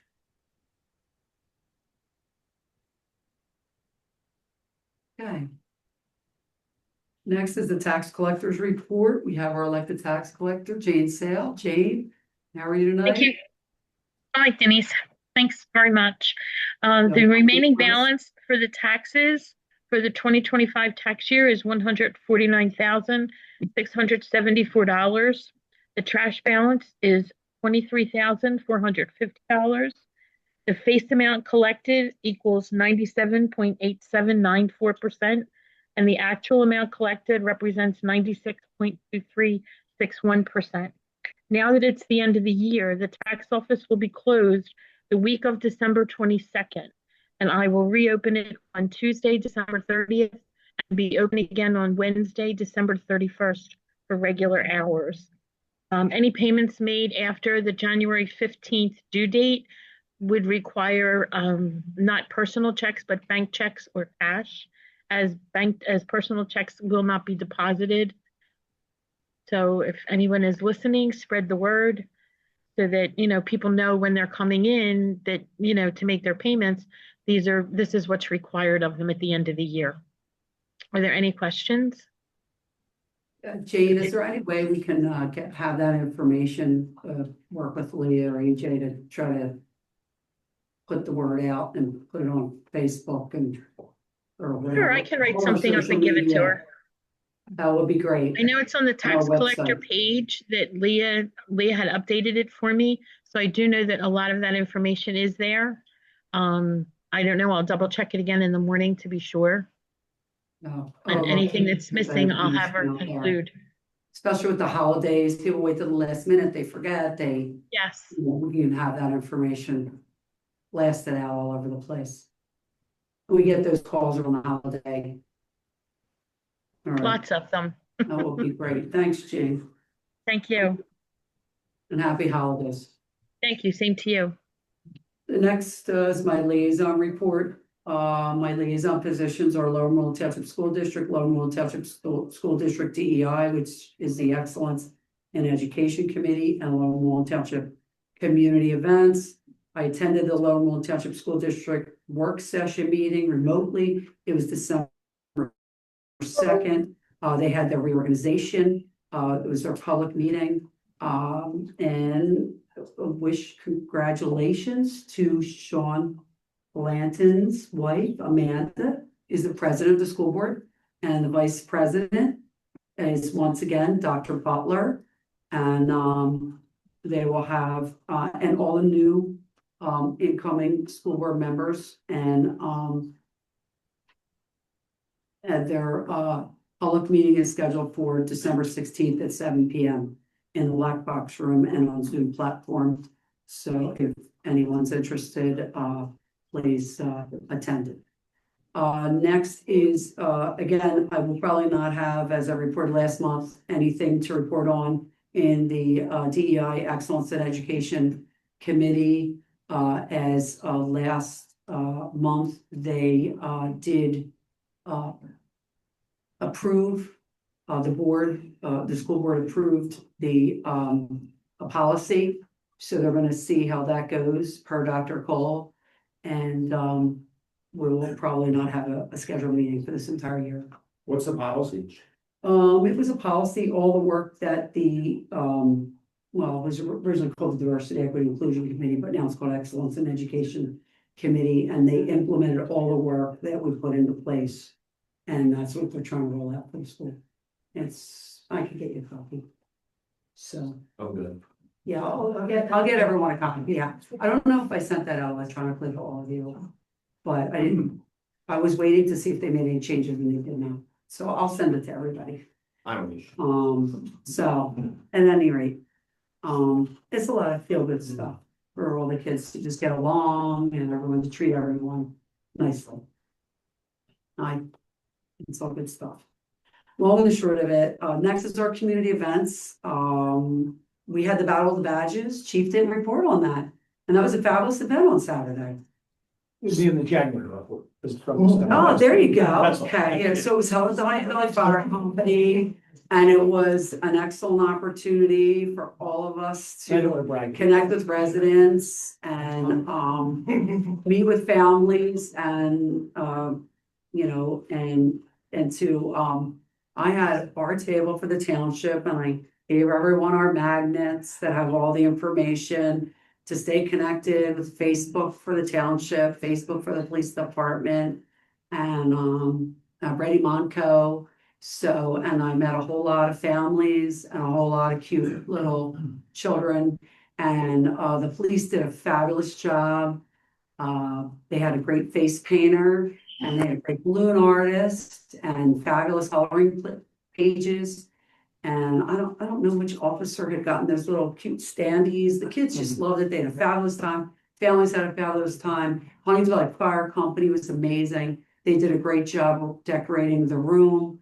So thanks to everyone at the department, thanks to everyone at the fire company. We all had a great time, Chief, so thanks, and thanks to Santa and the Grinch. You know, it was a great time, so.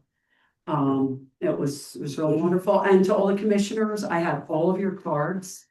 So if someone shared their address, I had an opportunity to ask them where they lived, and I had given out all your cards. I was your PR director the day. So, everyone had a great time. So I was your promotional director. But for January, the township has an amazing stormwater workshop. It's scheduled for January 21st, 6:30 to 7:30 at the Huntington Valley Library. Robert Pace from Penn State Extension. He's a trained master watershed professional, and this is a great workshop. And I know it's January, but you know, we're always worried about storms and water.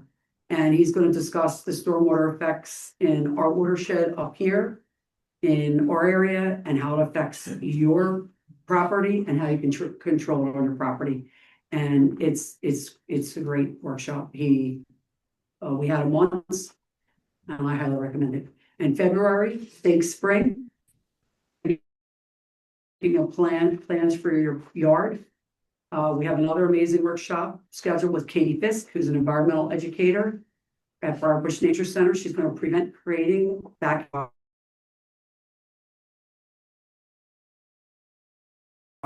and feeders to native plants to brush piles to offering managing water through bird baths. She's going to teach you how to build a DIY pond or a rain garden. So you can turn your backyard into a 5-star wildlife resort. So those are our 2 winter workshops, and get ready. And then Lee and I have scheduled everything, all our events for the spring. So that concludes my agenda items for this evening, and the chair recognizes Commissioner Mueller, Chair of the Community Development Committee. Thank you, President Kurtz. The first item on my agenda is review the preliminary and final plan for Triumph Builders. This is 2261 Valley Road. And do we have someone here representing the project? Yes. Please come on.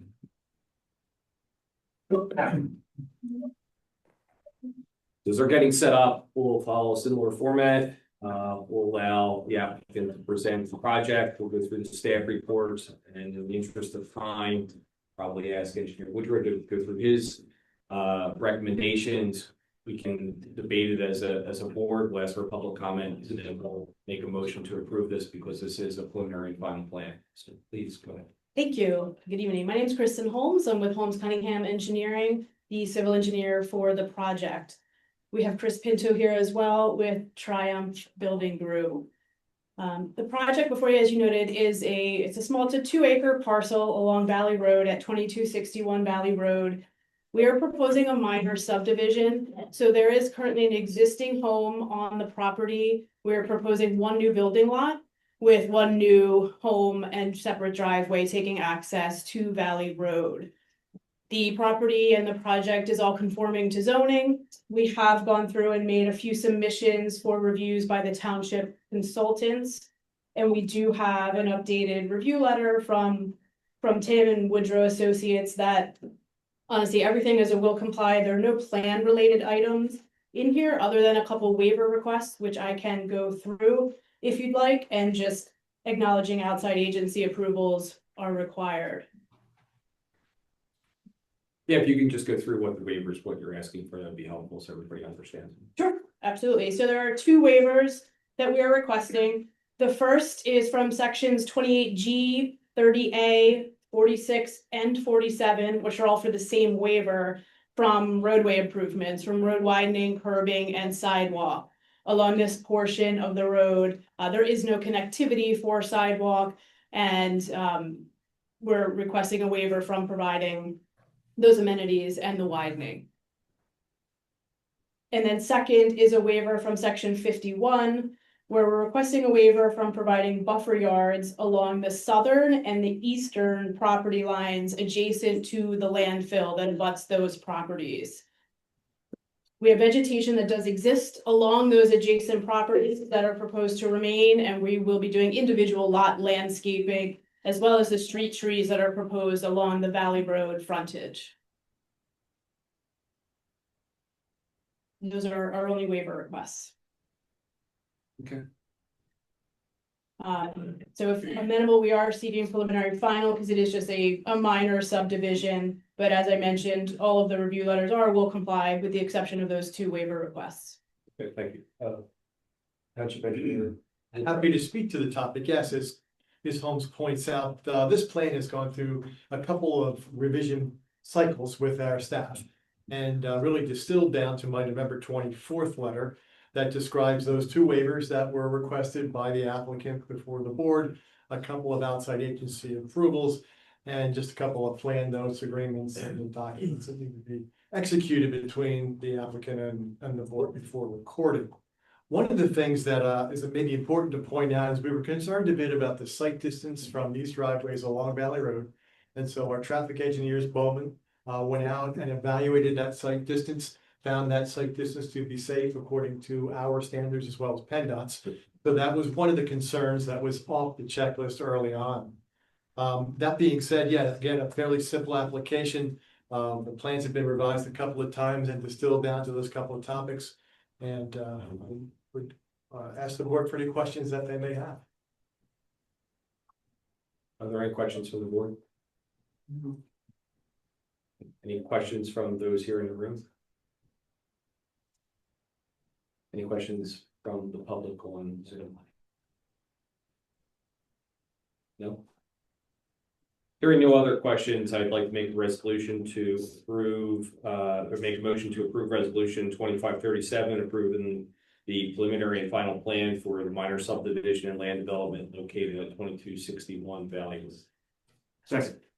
Motion's been moved and seconded to approve resolution 2537 for the preliminary and final minor subdivision and land development plan for 2261 Valley Road. All those in favor, please signify by saying aye. Aye. Any opposed? Hearing none, motion's passed. Thank you. Thank you. Good luck. Thank you. Next item on my agenda is to review the sketch plan for 3993 Huntington Pike, and that time I'd like to invite the representatives for the developer and come to the podium and present their plan.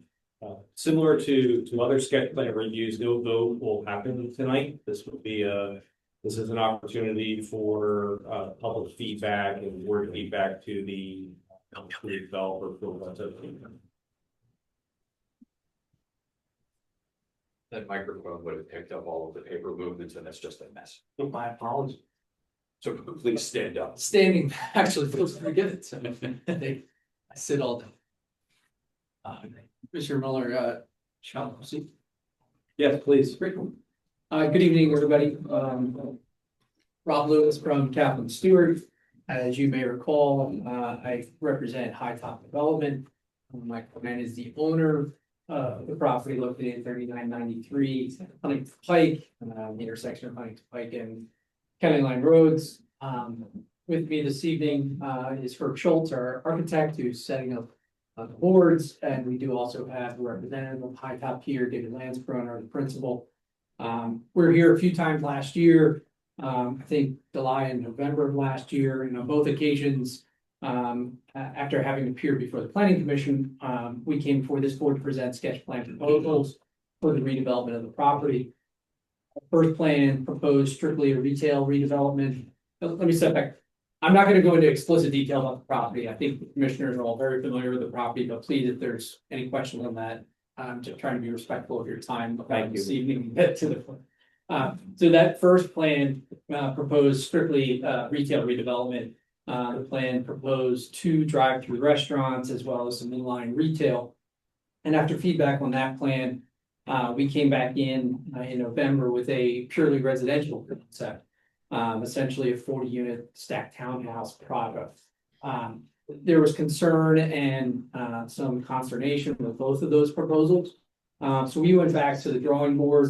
And then over the past 10 months to almost a year, we've actually had several meetings with the township. We've done our homework, and we have presented all sorts of various proposals, trying to massage different proposals for the site, take into consideration a lot of the comments and concerns we heard from the planning commission, heard from the commissioners, and heard from our neighbors. After those many months of work, we have developed a new proposal, and that's the sketch plan that's before you, and this is for a mixed use concept. Herb Schultz, our architect, who prepared the plan, is happy to go into more depth on the specifics of the plan. But from 30,000 feet, the concept would create one single building with retail on the first floor. It's about 16,000 square feet total of retail.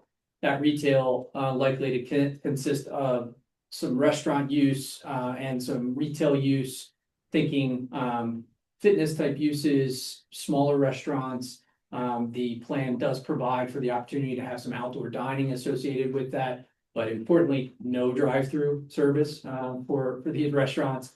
And also importantly, and this came up during the planning commission discussion, in consideration of many of the comments that we received, we are proposing that all trash handling, both for the residential and the retail, would be indoors. So there would be no exterior dumpsters located on the site, things like that. We've designed, or Herb has designed, I don't design anything.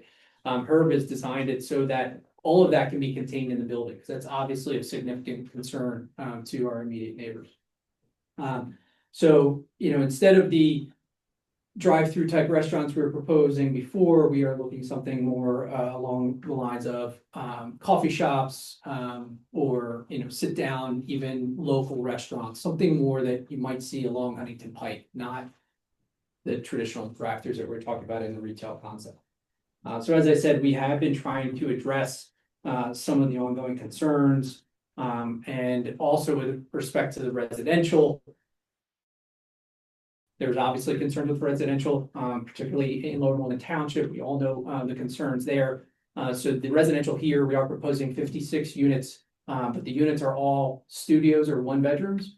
And we have had discussions, and we would be open to memorializing an agreement that would also place a limitation, not just on the size of the units and the number of bedrooms, but the number of occupants that would be permitted in each. We could handle that through obviously our lease agreements, but we could also do something at a higher level, deed restriction or something like that, that would ensure that those limitations would be in place. Again, we're envisioning residential here that really kind of fills two markets.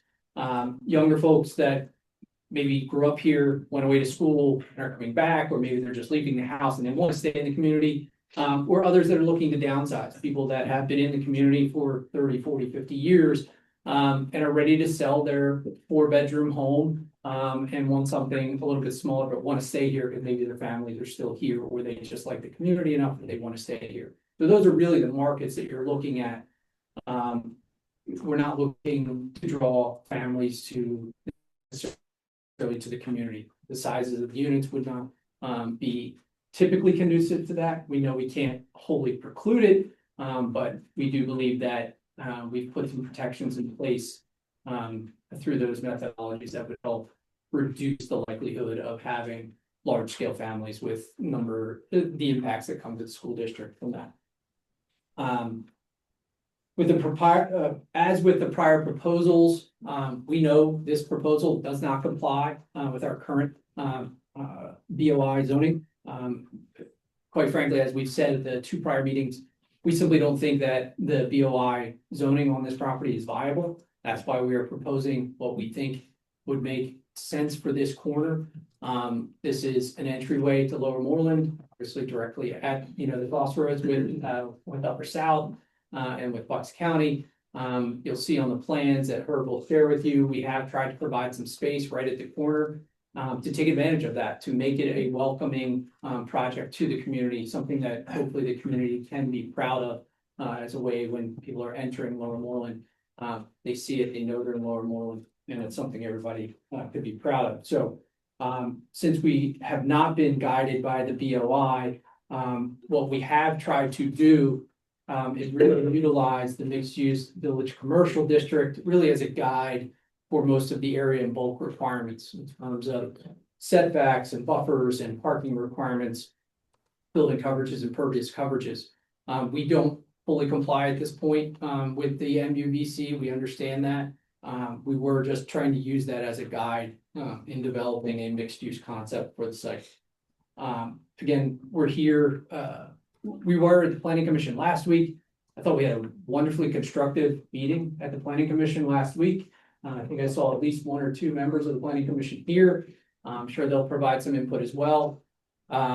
They can certainly provide their own summary, but I think in general, the planning commission was supportive of the concept of mixed use here. Universally had some concerns about intensity, and were, shared some of the concerns of the neighbors, things that I hope that we can continue to work on. But we're here again in front of the commissioners tonight to try and get more feedback and try and keep the process moving along. So we look forward to your comments. We're happy to answer any questions that you have. Okay, thank you. Next, in the interest of time, I'm just going to ask Township Engineer Woodruff to summarize the staff letters that they've submitted with the thing. So if you could do that, that would be helpful. Then we'll have questions from the. Mr. Mueller, happy to do so. So again, I think Mr. Lewis did summarize a lot of what we had, both for two and myself, County Planning Commission in our letters. Again, this is more a planning discussion than it is a defined site plan design discussion, so to speak. The concept of mixed use here is one that I think we have talked about in the past. I don't know that we have seen as much detail in the proposal as we're seeing tonight. But, certainly traffic circulation, those things, trash collection and disposal, hours of operation, lighting, landscaping, buffering, are all those things that will come pursuant to a defined plan if we think we like this concept. The small unit residential over some form of retail commercial maybe makes some sense here, given the nature of the existing corner, the new Wawa across the street, obviously. And the nature of Second Street Pike going north into Southampton. So I think the conversation is, we think the idea is good, whether the intensity and the number of units and how much retail is being proposed is palatable to us, I think is more, again, a planning discussion for the commissioners to consider and weigh the merits and the cons. Thank you. Questions from the board? So, for the numbers per unit, living capacities, a studio versus a one bed, what's your gut tell you? What are you shooting for? How many people may live in a one bedroom? How many people may live in a studio?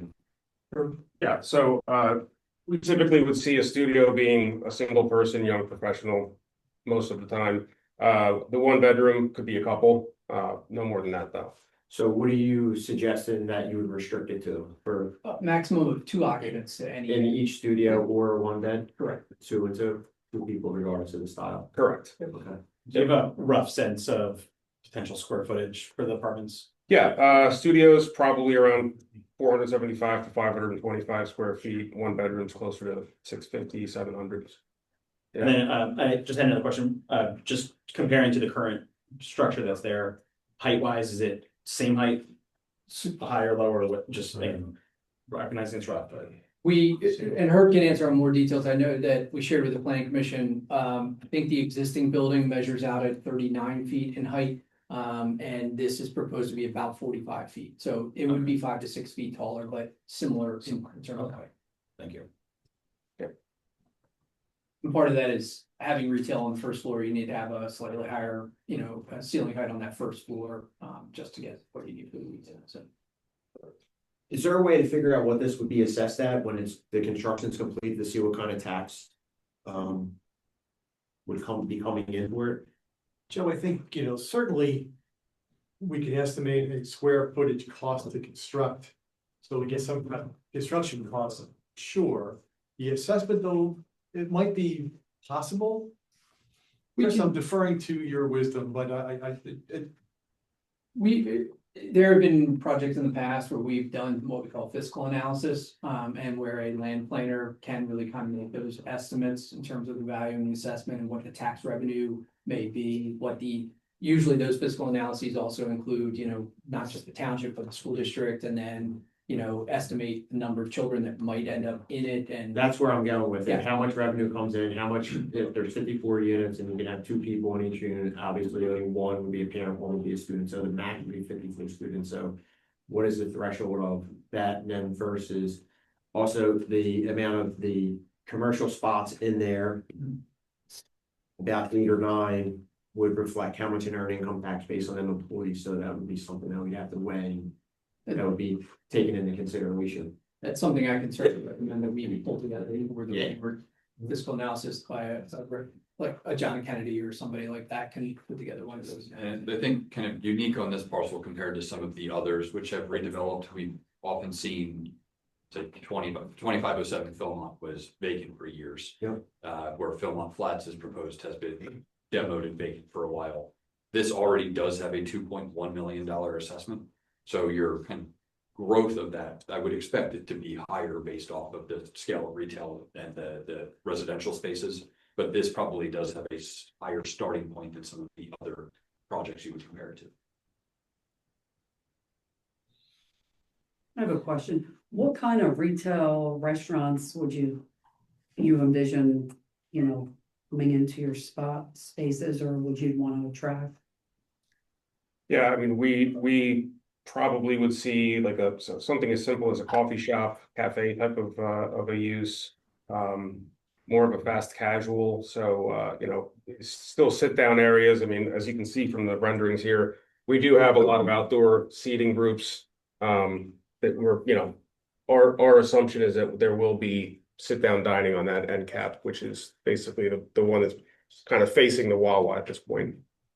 Denise, I think what is important there too is we've had some discussions, as you know, that given our proximity to residential, that we're likely to have to accept and make sense that there would be hours of operation limitations. You're not having 24-hour restaurants in this location. And so when that goes to market, that's going to change the potential suitors that are available. You are more likely to get smaller restaurants, people that are only looking to be open until 10 o'clock at night, and things like that. Just is going to knock certain users out of the box. They're just not interested. You're not going to get so many of them now do drive-through that they're not even relevant, but Raising Cane's or any of those kinds of Thinking things. more even clothing stores, women's high-end clothing stores or something like that. Fitness users are popping up everywhere. A Remix, a spin studio, whatever they are, those kinds of users that serve the community. But from a restaurant point of view, you are likely talking about smaller style restaurants just because there are going to be limitations on what they can do. So what would your vision be out of all this, beside that main restaurant A in the corner? Out of the whole mix, how many more would you want as eateries as opposed to retail? So, yeah, I mean, I think. Because, it's my ward, so, I've spent, most of my time talking to a lot of my residents, so. They don't eat. Well, they do eat, but this is right next door to them and, they're already seeing all the lights and I know, they already see the lights from the Wawa and the DG Market and whatnot. And the pines, you're gonna have to take into consideration no matter what you do there. The pine trees in the back and the sides and whatnot, they're dying. Yeah. So it'll have to be some kind of evergreen tree. First off, I'll just introduce myself. And I appreciate, as you keep moving forward, you're really taking the residents into consideration. We're I trying. really appreciate that. We're definitely trying our best. So Dave Lanscroner, I'm the owner of High Top. I own the property. We're looking to develop it. In terms of, restaurant uses, there's really going to be a cap here because of the parking. Most restaurants want to have a certain amount of parking per square foot. Here I see 1, maybe 2, and the second would be a smaller user like a gourmet pastry company or something like that. It's just not feasible to have 2 6,000 or 7,000 square foot restaurants given the parking constraint. I'm hearing. Yeah, and in terms of other tenants here, this is going to be neighborhood amenity retail. So you think about anything you want to see there: local coffee shop, walkable things that are an amenity to the residents that live in walking distance and can really partake and enjoy the retail. We also are gonna have residential above, right? So we don't wanna have any sort of loud, noxious users here. We're gonna be renting these apartments and we wanna have our residents have a good quality, and just like the people who own right behind us. And then the last point, which is a great one, we're willing to meet and sit down with your neighbors and talk about landscape buffering. There's already existing buffering there today, but we're willing to improve it, do more, work with them on lighting and where the lighting kind of shines and doesn't. And I know that the Wawa across the street, you know, there's concerns with the lighting there, and I actually think that our building could potentially block that and make those conditions better. So just something to throw out there, just thinking about it in a different way, slightly different way. So you're not looking for, you know, those in and out and fast, No, you know, those users won't go here. They will, like the fast casual users, which Herb you mentioned, they're not the type of tenant that will go here. They require a drive-through. They will not go into a new space without a drive-through. We don't have a drive-through here. We're thinking about local restaurants that maybe want to expand, open up a new location. Those are the types of tenants that are going to be in this project. or more of a mom and pop. Mom and pop, you know, your local Mediterranean restaurant, your local Italian place. Someone who wants to maybe move from where they are now, maybe their lease is coming up and they'll come here. We're going to engage a retail broker to help us with the leasing, and nothing gets approved without my permission, obviously, I'm the owner of the property. So we want this to be an amenity. We don't want it to be something that's a negative for the community. Can you talk a little bit about like some of the, I think it was mentioned in some of the previous presentations around connecting, so there's two developments that are adjacent to this property that are part of Lower Moreland. One is Abdel. Yep. And there's a right of way that goes along Huntington Pike and Abdel, and then there's another development across the street, which is my ward, which is Justin Farms. Both of those developments have right of ways that are right now, we've just cleared out the dead trees that are there for the most part.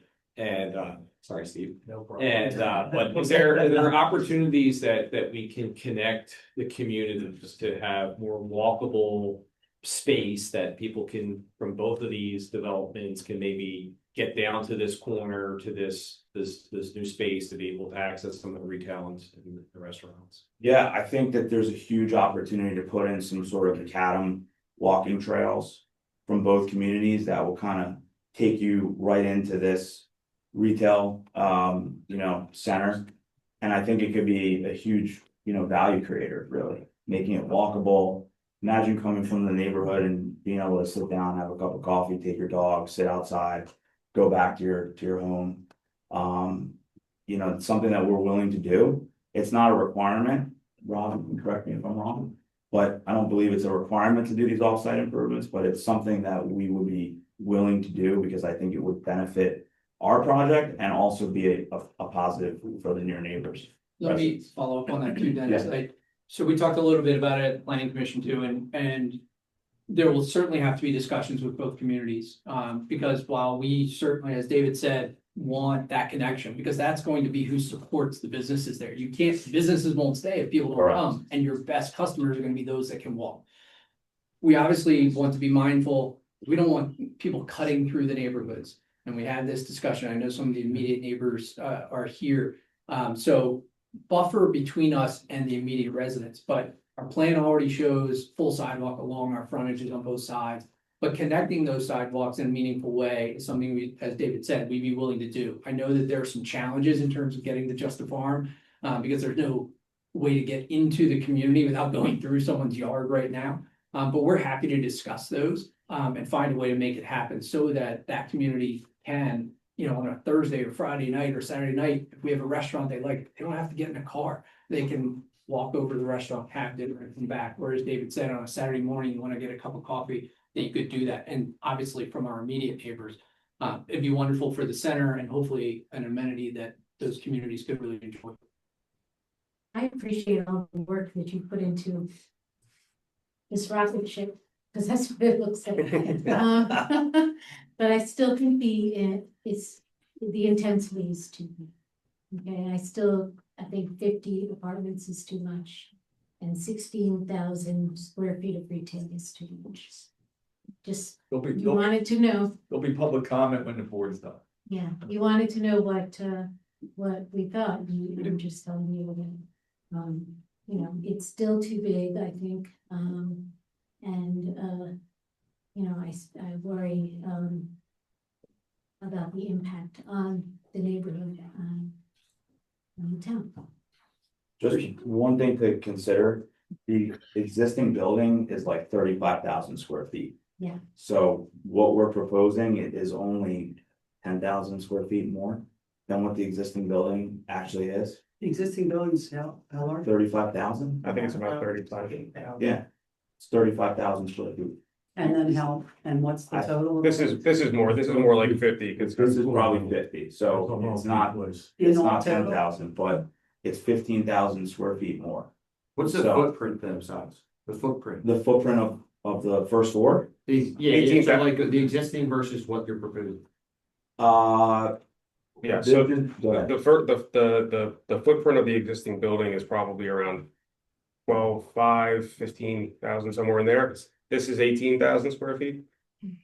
The footprint of the new building. It's about 3,000 square feet bigger. Correct. Right. Just that.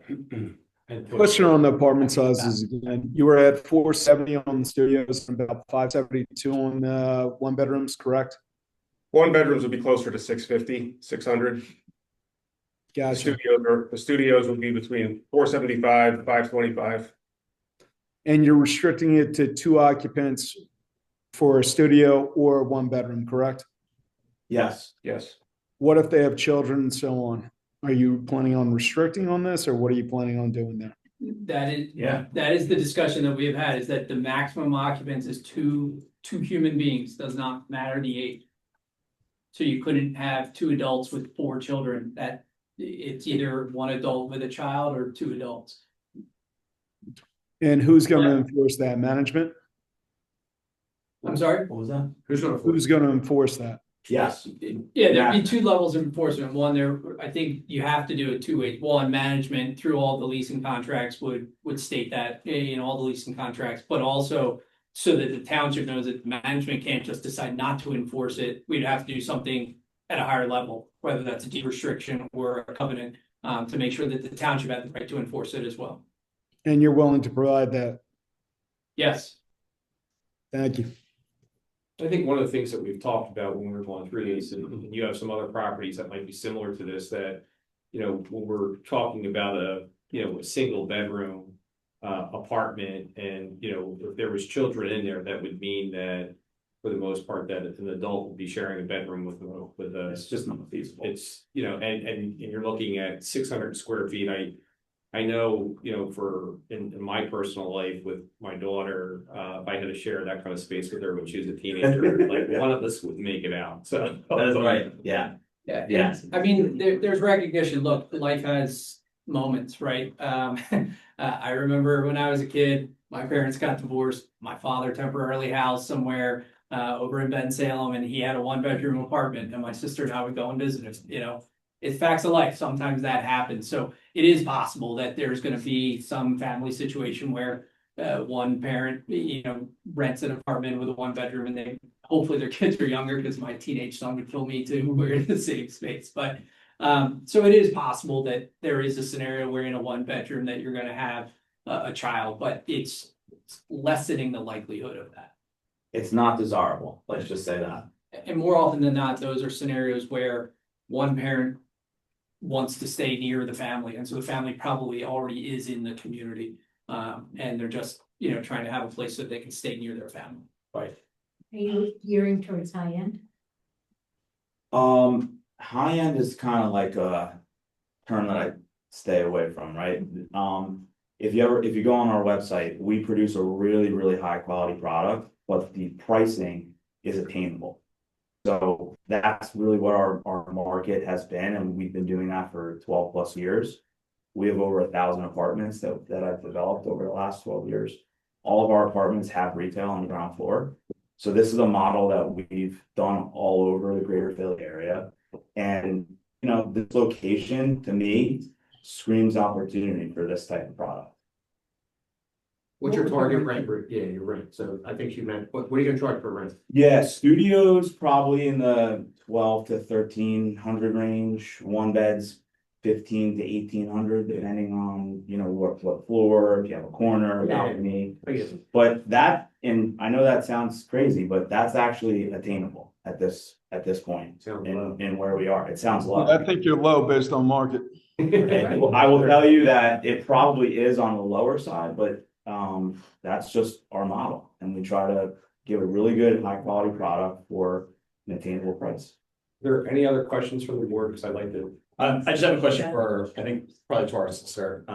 It's regarding the fact that to move forward with this, we would have to adjust our zoning, right, from BOI to the mixed use. I just want to understand what risk, if any, does that put us in terms of having the right density of district for BOI, right? We've talked about other properties too that are suggesting or asking for changes in theirs up on red line and all that.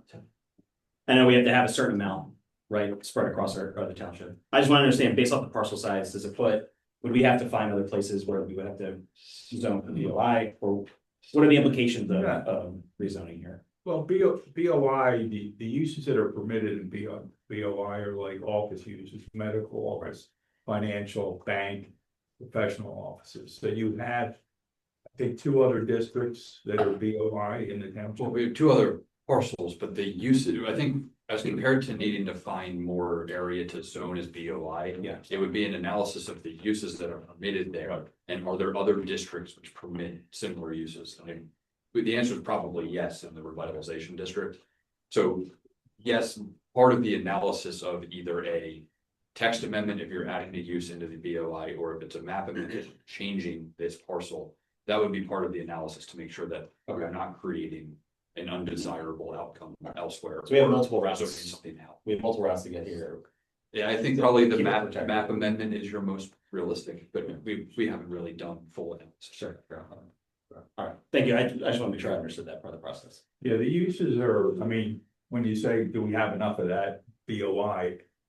You know, I mean, we've talked in other instances about other districts where rezoning could potentially put us at risk to make sure that we had it available someplace else. but it's the use, it's not the type of zoning that's important. You have to have, you know, multifamily dwelling, you have to have Trailer park. You have to have, no. Manufactured homes. Manufactured homes. I'm sorry. But it's not industrial. A zoning district, it's a use. You gotta provide for a variety of use, all uses, legitimate uses. I see what you're saying. And then, you know, Rob will make up other uses that we don't have that, you know, and his firm will file something and say you should have this, you know, there's uses change over time. Gotcha. I think we actually have a provision that deals with uses not otherwise provided. Not otherwise provided. Catch-all helps a lot. Okay. So I have a question. Let's go. Thank you. Can I Yes, ask a question, please, Commissioner Buell? These are quite small units. What happens if there isn't a market for these in Lower Moreland? I looked up in your website and I know, you know, your market is really in the city or in the suburbs.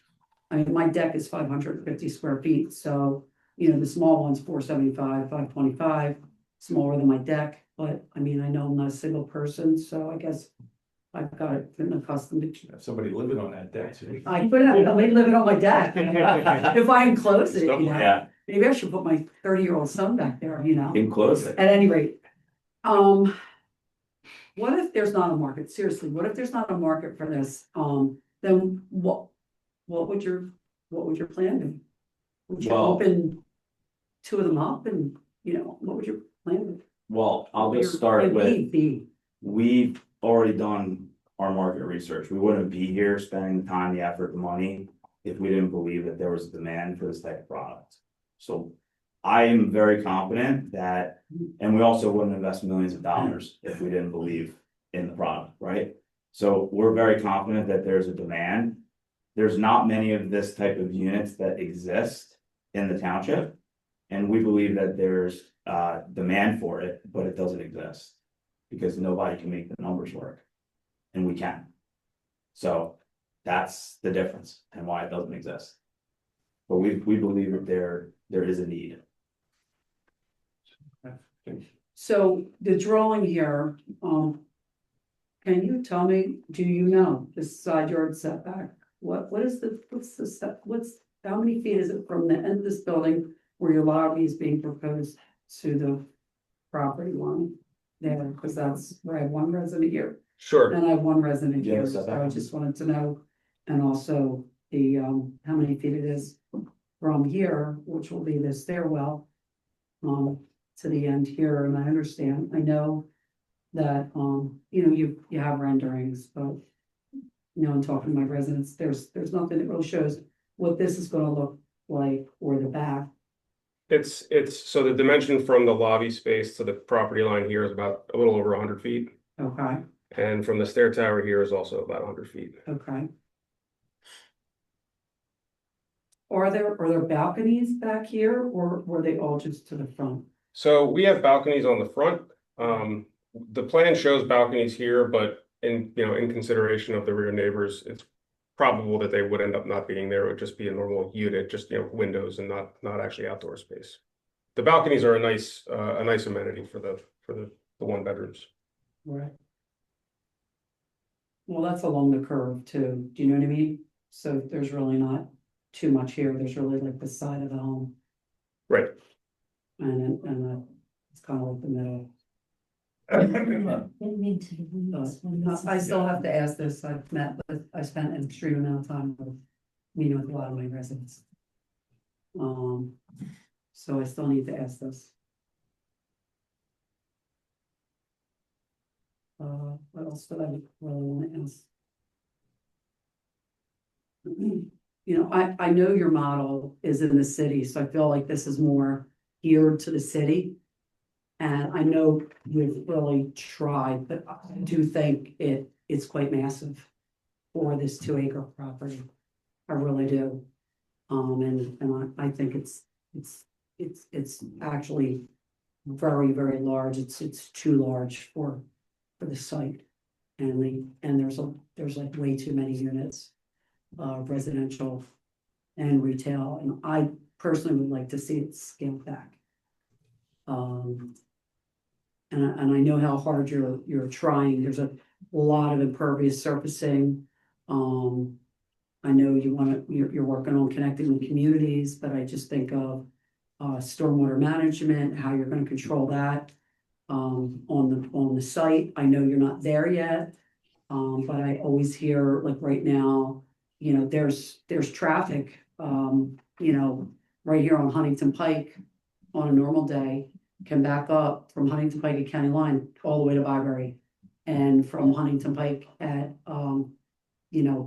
County Line, this way in Justice Farm, all the way down to a few shopping centers. So adding all this extra retail, restaurant, whatnot, and the ingress and egress, that's our residents have a hard time getting in and out of our communities. So they're trying to navigate which way are we coming in and out of our homes. So it becomes extremely difficult. I'd love to see, you're looking at a plan. I don't want to be your architect because I'm not trained in that, but just having, if you wanted some residential units, like these two areas would be nice green spaces and an opportunity for stormwater management, and maybe your residents to have a nice, area to sit and relax and have some green space. Besides your upstairs patio, decking that you have, at that point in time. I know there's a seating area here but there's no green space for the residents. Outdoor promenade. Yeah. Which will be landscaped. Right, and just with regards to the stormwater management and the impervious, as Rob had mentioned, we based all of our calculations on the MUVC district. Maximum is 80%. We're at about 78%, so we're a little lower than what the max is. And with regards to stormwater management, we have to follow regulations. We would have sub basins and it'll be better post-construction than it is today. It has to be, yeah. No, we have stricter regulations. Correct. Yeah. So And it'll so be an we would- improvement. We would be following all that. So the stormwater management concern is a valid one and we would have to address it. Yeah, I think for today, and again, and I respect Commissioner Kurtz, your comments and your residents, but in the interest of moving this along, this is a sketch plan, so there's a lot of details that would have to be worked out at a later point in time, and, you know, but I do want to try to move things along and have an opportunity, if there's any more questions from the board, and I'll reserve my comments to the end. If there's questions here in the public, if you'd like to come up to the podium, state your name and your address, and I would like to try to keep these to 3 minutes. No problem. And if somebody has said something prior to you, you're first, you get to say whatever you want. You got it. We'll kind of just move along like that in the interest of trying to get out of here because tomorrow. My name's Fred Jonas, 3929 Sheffield Drive. I had a couple questions. How much, the footprint on it of the original building, how many square feet is it? So the original building, I believe, is about 13,000 square feet. You're knocking it down, right? Correct. And how much is the new check, I call it the check, how much is that building? 18,000 square feet. So how much will it be total? When you knock one down and put them both together, how much more will it be than the original building? About 4,000, 5,000 square feet. How many car spaces does that take up? How many car spaces? Yeah. I don't know. Because we only have about 130 there. Right. And if you put 50 units in, that's about 2 for each unit, a car, I'm assuming. So the There's MUPC has, 110, and then you got the stores, and which would be another 40. You got 170 unit spaces there, I don't think you do. He needs 135 spaces and they're showing 136. correct. That's what you need. You need 135 spaces. He has 136. I understand what you're saying, but you got 100 people in the units. You got 50 units with 100 people. Most likely, there's 2 cars for each person. There's 100 right there. And how about the people working there? How about the people coming in to shop?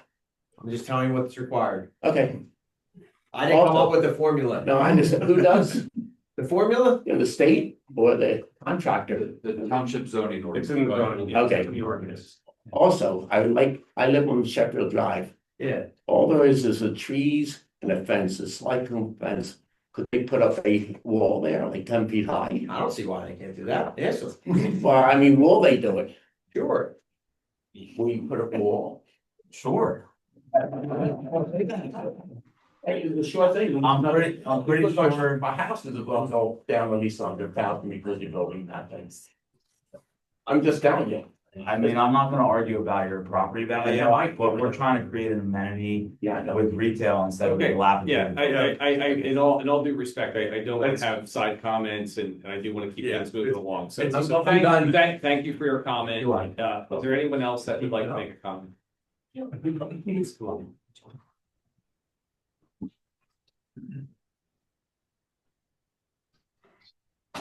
Great. Morning, George Galroad. I promise to address the board and not the presenters. This is to the board. I want to emphasize that our schools are at a tipping point. And anything short of a plus 55, you can bet your dollar that somebody's going to figure out how to house school students. A divorced parent with one child, you've got, you're adding to the schools. So nothing's changed. And I'm gonna say this about any developer, they're gonna tell you what you want to hear. But it wouldn't be unusual to have change of ownership in a very short period of time, like Crescent Fields. The original owner is long gone, so keep that in mind. Thank you. Thank you. Thank you for your comments. Please. By the way, I believe there's occupancy of 3,900 students and we have 26 plus or minus 100 in the school. So there's plenty of room. There's some room. I'm Sean Goldman and I'm at 3940 Sheffield Drive. I back to Huntington Pike. I do have a lot of concerns. The property up until Saturday was a mess for almost 2 years. So I'm happy to say after 8 hours of work, it's looking better, but that time is an indication of what was required at that property. The pictures are lovely. There's already kids riding their bikes, so they'll be in the school district. And the sidewalk is, I'm gonna use some phrases from people before me, connectivity. It connects to nowhere. There's County Line Road behind the houses, and also it's treacherous to drive, to ride bikes or do anything on the sidewalk here, but the scope is really my concern. The woman that spoke before me about the other property, she first came up and said she's discussing a small parcel, 2 acre. That's what this property is. This scope for this small, that is part of these. That's part of the neighborhood. I don't want the integrity of the wonderful neighborhood that we live in to be compromised in any way. And I fear this will happen. What he's referring to, his properties are in, let's say, Center City, they're walkables, even like a short town, it's great. Lower Moreland's not that.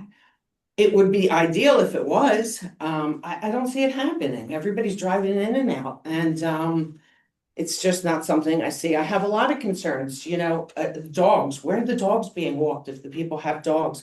Cigarette smoke, now the people who work there have to stay in the front. Are they going to be walking all around the perimeter? The quality of life, as you mentioned. These are things I'm concerned with. I want it to be great. I want it to look beautiful. I want it to be wonderful I'm always looking for a win-win in life, and I would love that. I just don't think the way it advertises, such as it is, will create that for the neighbors, maybe for the owner, and I get, everybody's looking as a business owner. I understand that. Also, I mentioned this the other night at the Planning Commission. The beautiful pictures show everything but what the neighbors will be looking at. We need to be, and he says, considered. Who's making these plans? And they're not showing for us. Isn't that what we're here for? The neighbors in the community. So, there are a lot of concerns. Again, I want it to be great, but I don't want our property value or our quality of life to be diminished. And I hope that's considered. So thank you. What would be great to you? I'm not sure because I'm not a professional, but I'd be willing to work. How about you? What do you think? What would be great? I live this part of town. I'm not a resident right Right, now. I understand. I'm just trying But to get maybe you feedback. have ideas. I'm not really sure. I just know this scope, 8, 9 stores, this many residents, and I think they're cheap. I don't think this is what Lower Moreland stands for. I think they're inexpensive units. And that's not the kind of neighborhood or community that we have. So I think that needs to be considered too. People that aren't owners, the onus, it's just different when you're having renters. So I'm not sure, to your point, but something way smaller in scope and something that works with the existing beautiful neighborhood that it is. Thank you. Thank you. Anyone else here, please? Hi, Britt Goldman, 3940 Sheffield Drive. Not much more to say than's been said. I do agree the scope of it, the size of it, and I just want to echo a lot of things that I've heard for the few times I've been here over the years. Dennis, we were talking about the traffic, which is horrible. I didn't even realize that was an issue there. But quality of life. And I just want to go back to, because I have a list here, trash, lighting, and I know that's something we're not going to get into tonight. That is a concern. The size of it, the scope of it, the sidewalk to nowhere, but quality of life. And I want to remind everybody, about 2 years ago, we stood here and we talked about a pickleball court, okay, in someone's backyard. I would take a pickleball court over 2 restaurants, 56 units, retail space, cars coming and going. I mentioned the other night, there's 2 trash bins that have been there for 25 years, 5:30 in the morning for even now, a 25% occupied building. It's still a nuisance. I can't imagine what 56 units, 16,000 square feet of retail and the trash that would bring to next door to our home. So again, quality of life. I'd like everyone to keep in mind. Thank you. Thank you.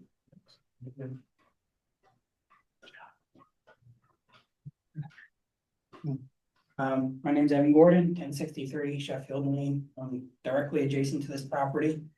I share a lot of the concerns of neighbors, so I'm not going to repeat them, but I'm definitely worried about my privacy.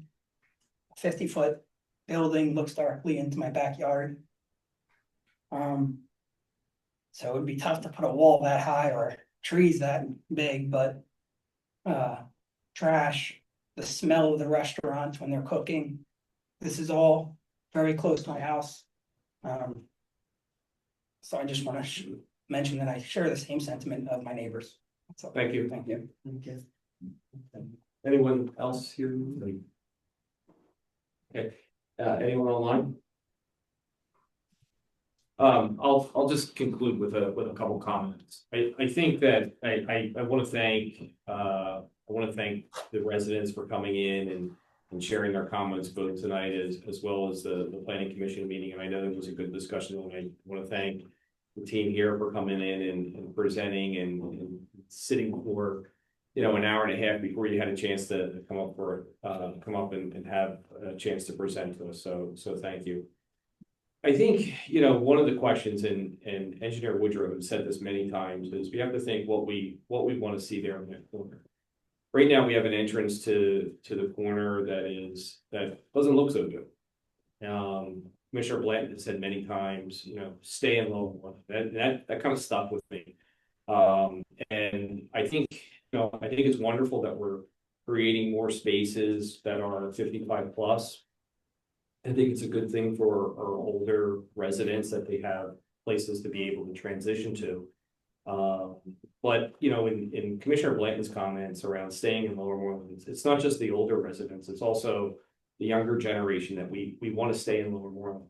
And I remember the very lengthy debates that we had around Philmont Flats, around people who got up and spoke in favor of it. And they said that when they came into the township, they needed someplace to stay before they had the money, the down payment to be able to afford a house to want to live in. And I think that, you know, in building on Commissioner Blanton's comments of staying in Lower, the question is why? Why would you want to stay in Lower?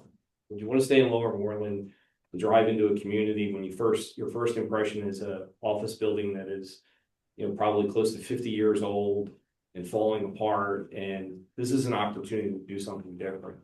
And I think that there will be an impact to the residents, and I think we have to consider it. I think that this particular group has done a really good job of listening, and I don't want to commit you to doing anything, but they've been very willing to listen to every one of you and to see how we can make something work, that the folks that are most impacted by this development on Sheffield Drive, that they have an input, and that we can find some place that we can, you know, be able to live with whatever we would decide to do there. So, you know, conceptually, I like the idea. I think it presents well to the neighborhood. I think there's a lot of details that we would have to work out. You've heard the comments, you know, density, scope, you know, the privacy issues. I think they're all legitimate issues that, you know, that you have some feedback to go back and be able to maybe work things a little bit tighter. I know there were some comments in the planning commission that discussed, you know, I forget which board member it was that talked about, you know, what do you really need to be able to make this work, and make it financially feasible. And I think that's, you know, I think that's a good comment to end. So thank you for coming in. Thank you for sharing it with us. I think there's more discussions that we need to have, but I appreciate it. And I certainly appreciate the residents coming in. I think we have to have a lot more discussions and how we can do something, but we've had years now, the building that's 20% occupied. So, you know, we want to do something with it. We want to clean it up. We don't want it to get into the condition that it was in, that we saw the construction tape out, or the caution tape that was out there for a while. And, you know, we want to have a building that presents well as soon as we enter into the township. And whether it's this or something similar to this, conceptually, I like the concept, and I think we need to do something. So thank you. Thank you. We do appreciate the opportunity. Thank you. All right. Getting back to the agenda. Next item on the agenda is to review and consider the consultant's fee schedule for 2026. And Manager Hoffman, could you please give us a brief summary of what that is? And if you have any questions, that we can move on. So this is an item you do every December. These are the fees that are paid to our consultants for projects such as that one, a land development proposal, and also grading. So these fees go into our fee schedule, so that when somebody applies either through the land development process or a grading permit, we give them a packet where they sign off that they will reimburse these fees. So in the resolution, we have that for civil engineering, planner, our sewer engineer, our traffic engineer, our environmental consultant at Parental, and then the solicitor's office for all real estate owners, as well as Keystone, our third-party plan. Are there any questions from the board regarding the fee schedule and the increases in fees? Any questions from the? No, anybody online? Terrific. I'd like to make a motion to approve resolution 25-38 regarding the fee schedule as described for 2026. Second. Motion's been moved and seconded to approve resolution 25-38 as described. All those in favor, please signify by saying aye. Aye. Any opposed? No opposed. Thank you, commissioners. The next item on my agenda is the building official report. My code enforcement officer, Ted Middleman, to give us a quick summary. Quick summary, we had 9 meetings with homeowners and contractors. We had 7 zoning inspections. We had 2 court appearances. We attended the PAZO meeting, which was a roundtable discussion on different zoning topics in different municipalities. And we had 61 building permits issued for the month. Any questions? Nope. Good. I'll accept your report as stated. Okay. The last item on my agenda is my liaison report. The planning commission met on the 3rd of December, and it's the plan that we just went through for the 3993 Huntington Pike.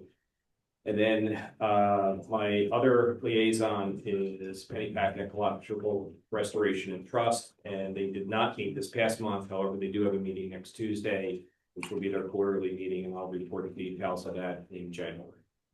That concludes my agenda items. I can turn it to you, President. Thank you, Commissioner Mueller. Next chair recognizes Commissioner Pace, Chair of the Public Works Committee. Jeff. Thanks, President Kurtz. Item R, review and consider draft regulation resolution. With the new trash and recycle collection contract starting January 26th, revisions need to be made to the trash and recycle regulations resolution that was adopted in 2015.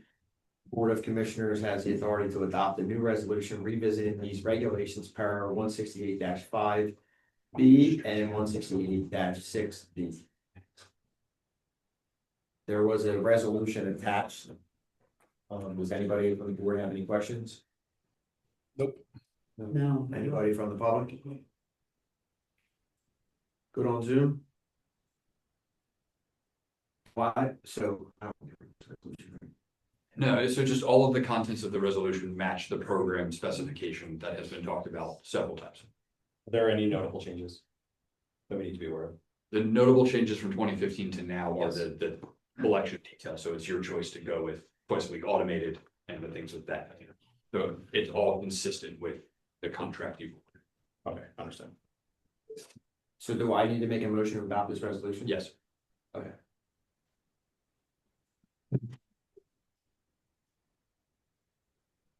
I believe in you to make that. I am trying to, so it's 168.5 and. The No, resolution number. that's what I was. 25-30. Thanks, appreciate it. All right, I'd like to make a motion to approve resolution number 25-39. Second. Motion's been moved and seconded to approve resolution 25-39. All those in favor, please signify by saying aye. Aye. Any opposed? No opposed. The ayes have it. Thank you, commissioners. Item S, review and consider facility naming policy.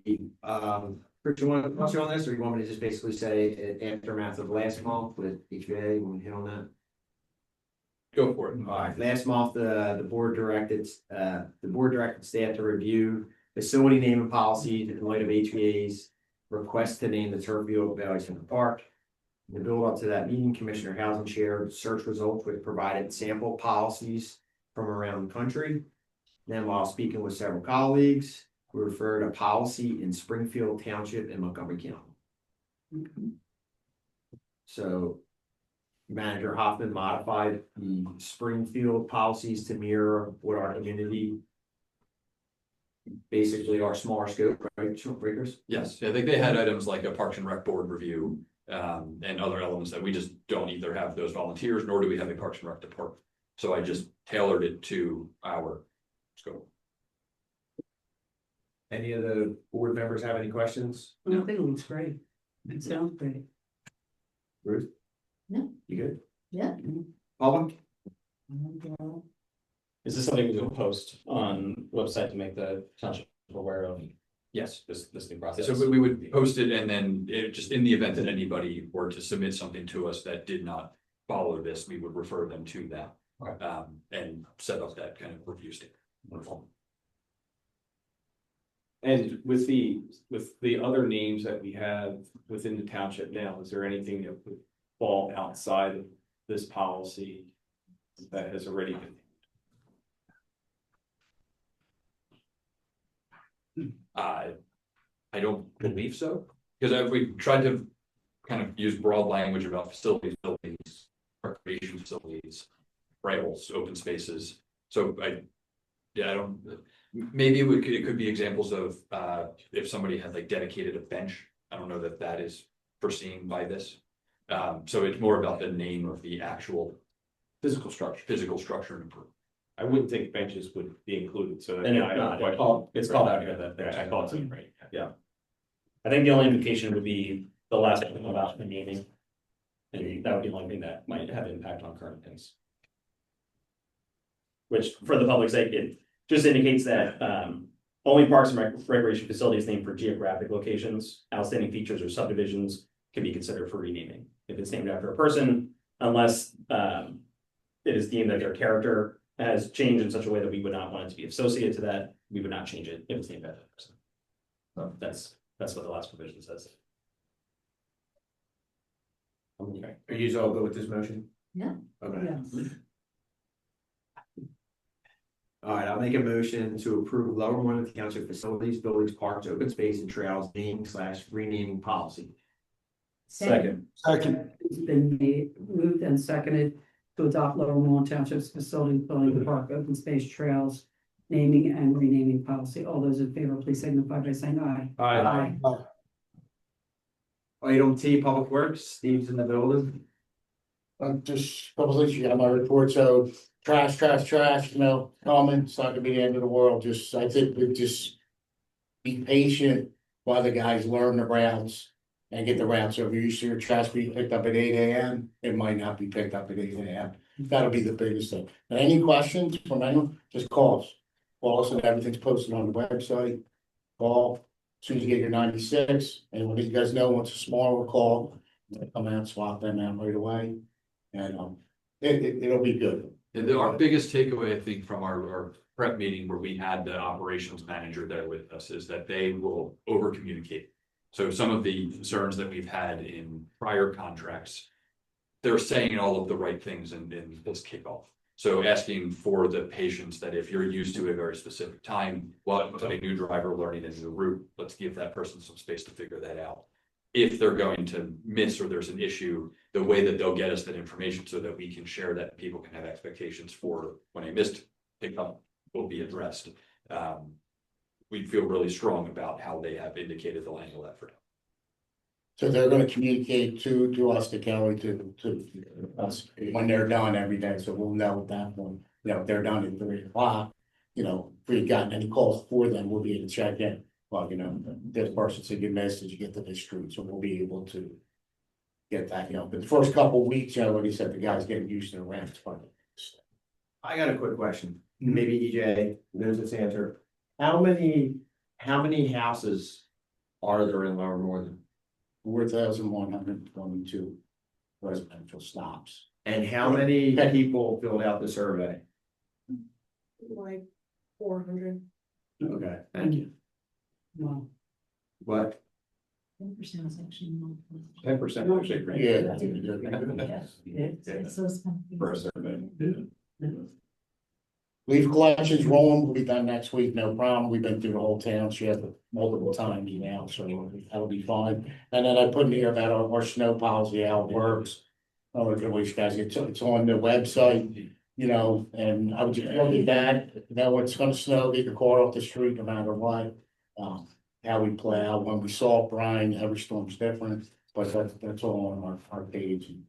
Did you post a YouTube video of how to shovel snow in front of your driveway? I can do that. That would be great.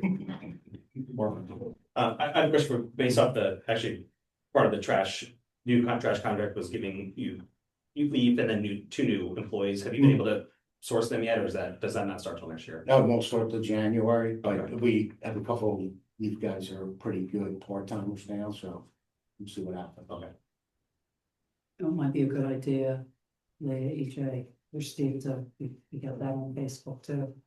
About the moving the cars off the street, that post, and how to shovel your snow. They Usually do it. They usually do it, but get that out now because, I'll send her a reminder. yeah, put that on your list for And this your week, needs. next week. Because there's already, snow alerts happening all over the place. Thanks, ladies. That's it. Thank you, Steve. I appreciate it. Thank you.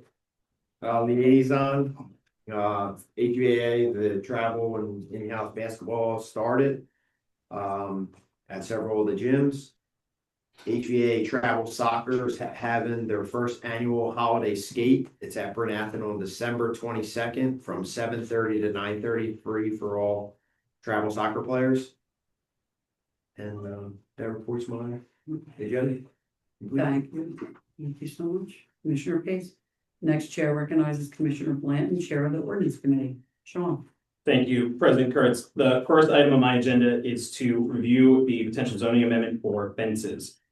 So last month, during the discussion of the zoning hearing board decisions, Commissioner CANALE raised a question regarding the frequency of variance applications for corner lot front yard fences. So for the public's sake, if your house is on a corner street, then you technically have two front yards. And the question comes up often in front of the zoning hearing board as to whether or not you can place certain types of fences on either side of your, whatever is the perceived side yard, and what are the regulations and rules around what types of fences you can put up there. So based off of that, Manager Hoffman and team looked at the ability for us to potentially advertise and authorize advertising for an ordinance for some amendments to that process. The goal would be to minimize the number of times that residents have to come before zoning hearing board to discuss this potential issue. So I want to share the recommendations and get feedback from the board on whether or not any of these recommendations need refinement or if you have questions about them, and then we can move to authorize advertising if we so choose.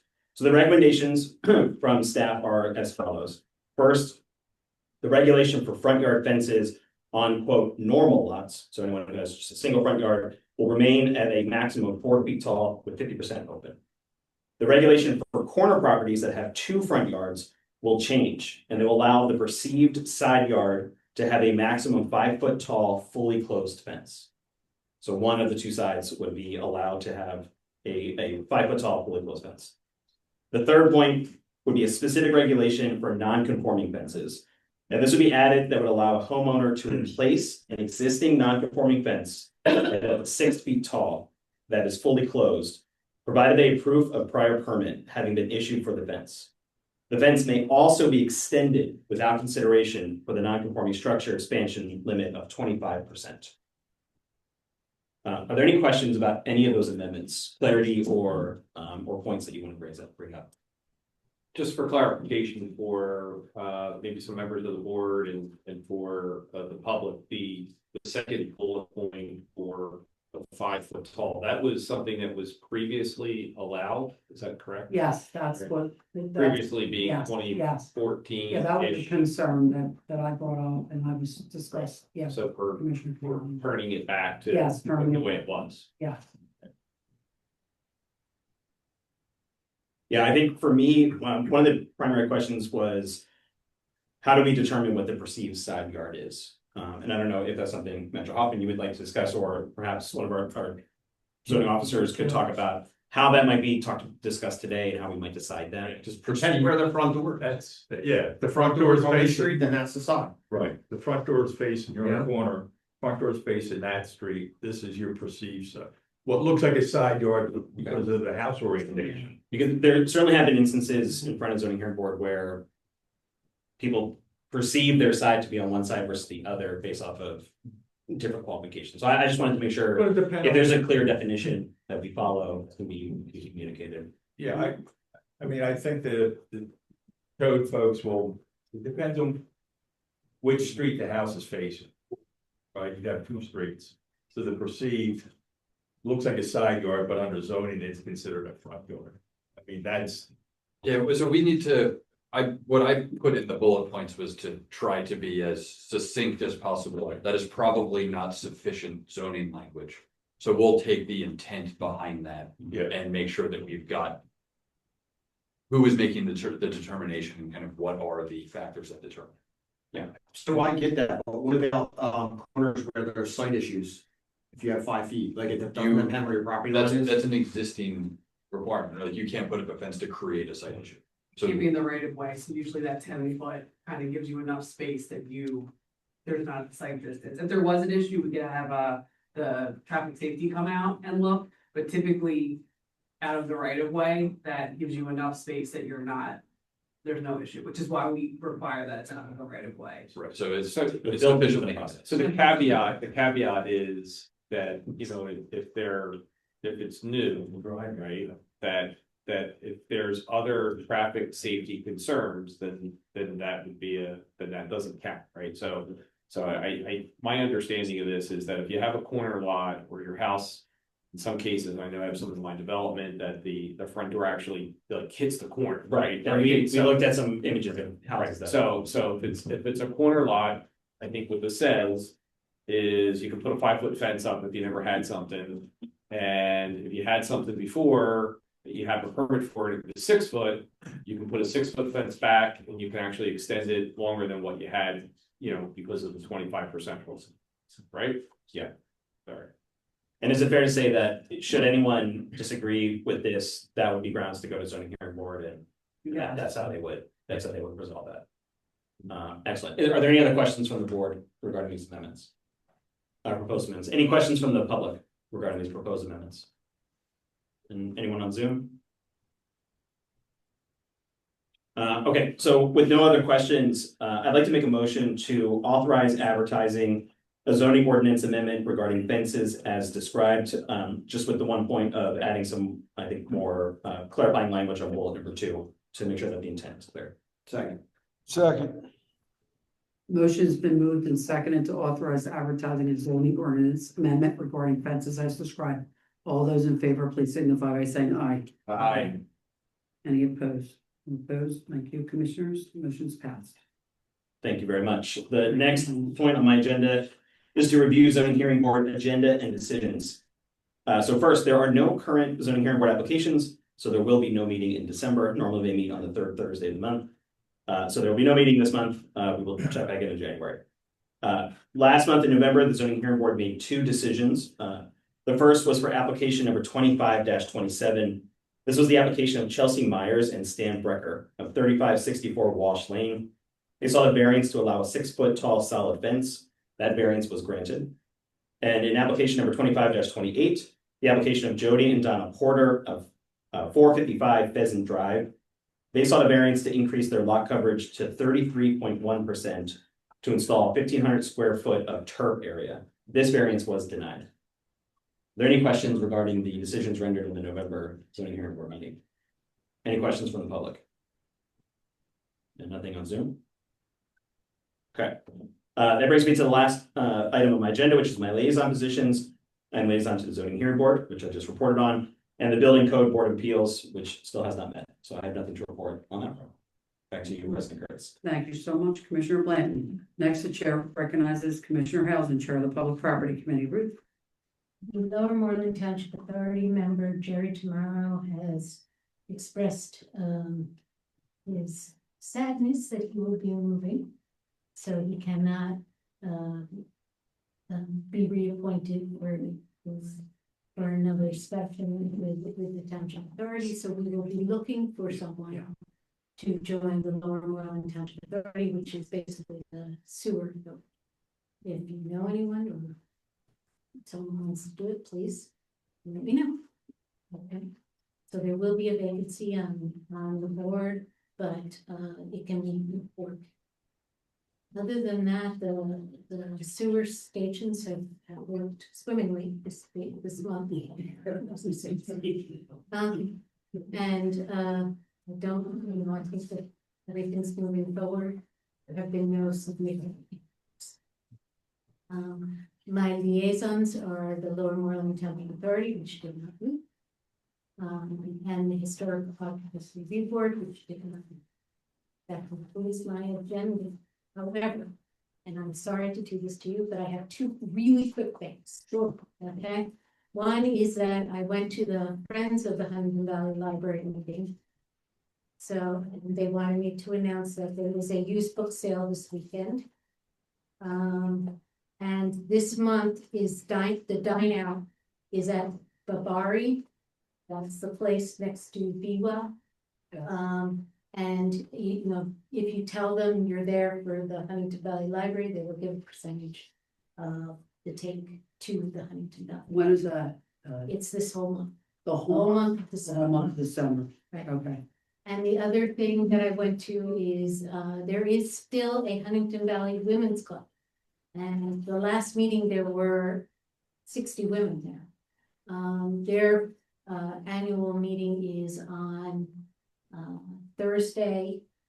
Their annual luncheon is on Thursday at the Huntington Valley Country Club.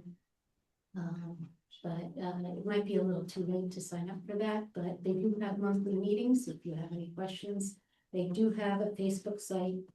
Or you can contact me and I'll get you in touch with us. And they tend to be, they still use email, phone calls. They're not big on electronics. And that concludes my. Thanks, Ruth. Appreciate it. This concludes our agenda items for this evening. Now we'll take the non-agenda items. Would anyone like to address the board regarding any non-agenda items? Please come up.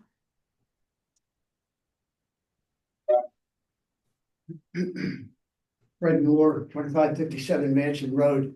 I'd like to make a formal request for a sidewalk from Walton Road to, well, I think to Woodland Road on the Lower Moreland side of Bennett's Mill Road. Okay. Okay. Okay. Thank you. Thank you very much. Anyone else?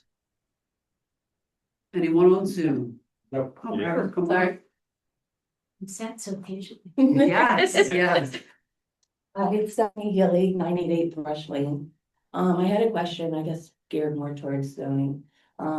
If you have a business in your home, do the employees have to live in the home?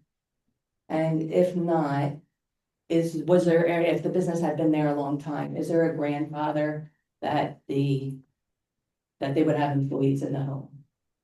So depending on the type of, if it's no impact or the professional conditional use one, you're allowed to have one non-employee, but there has to be a resident. So one of the workers has to be a resident and they're allowed to have one non-resident work there.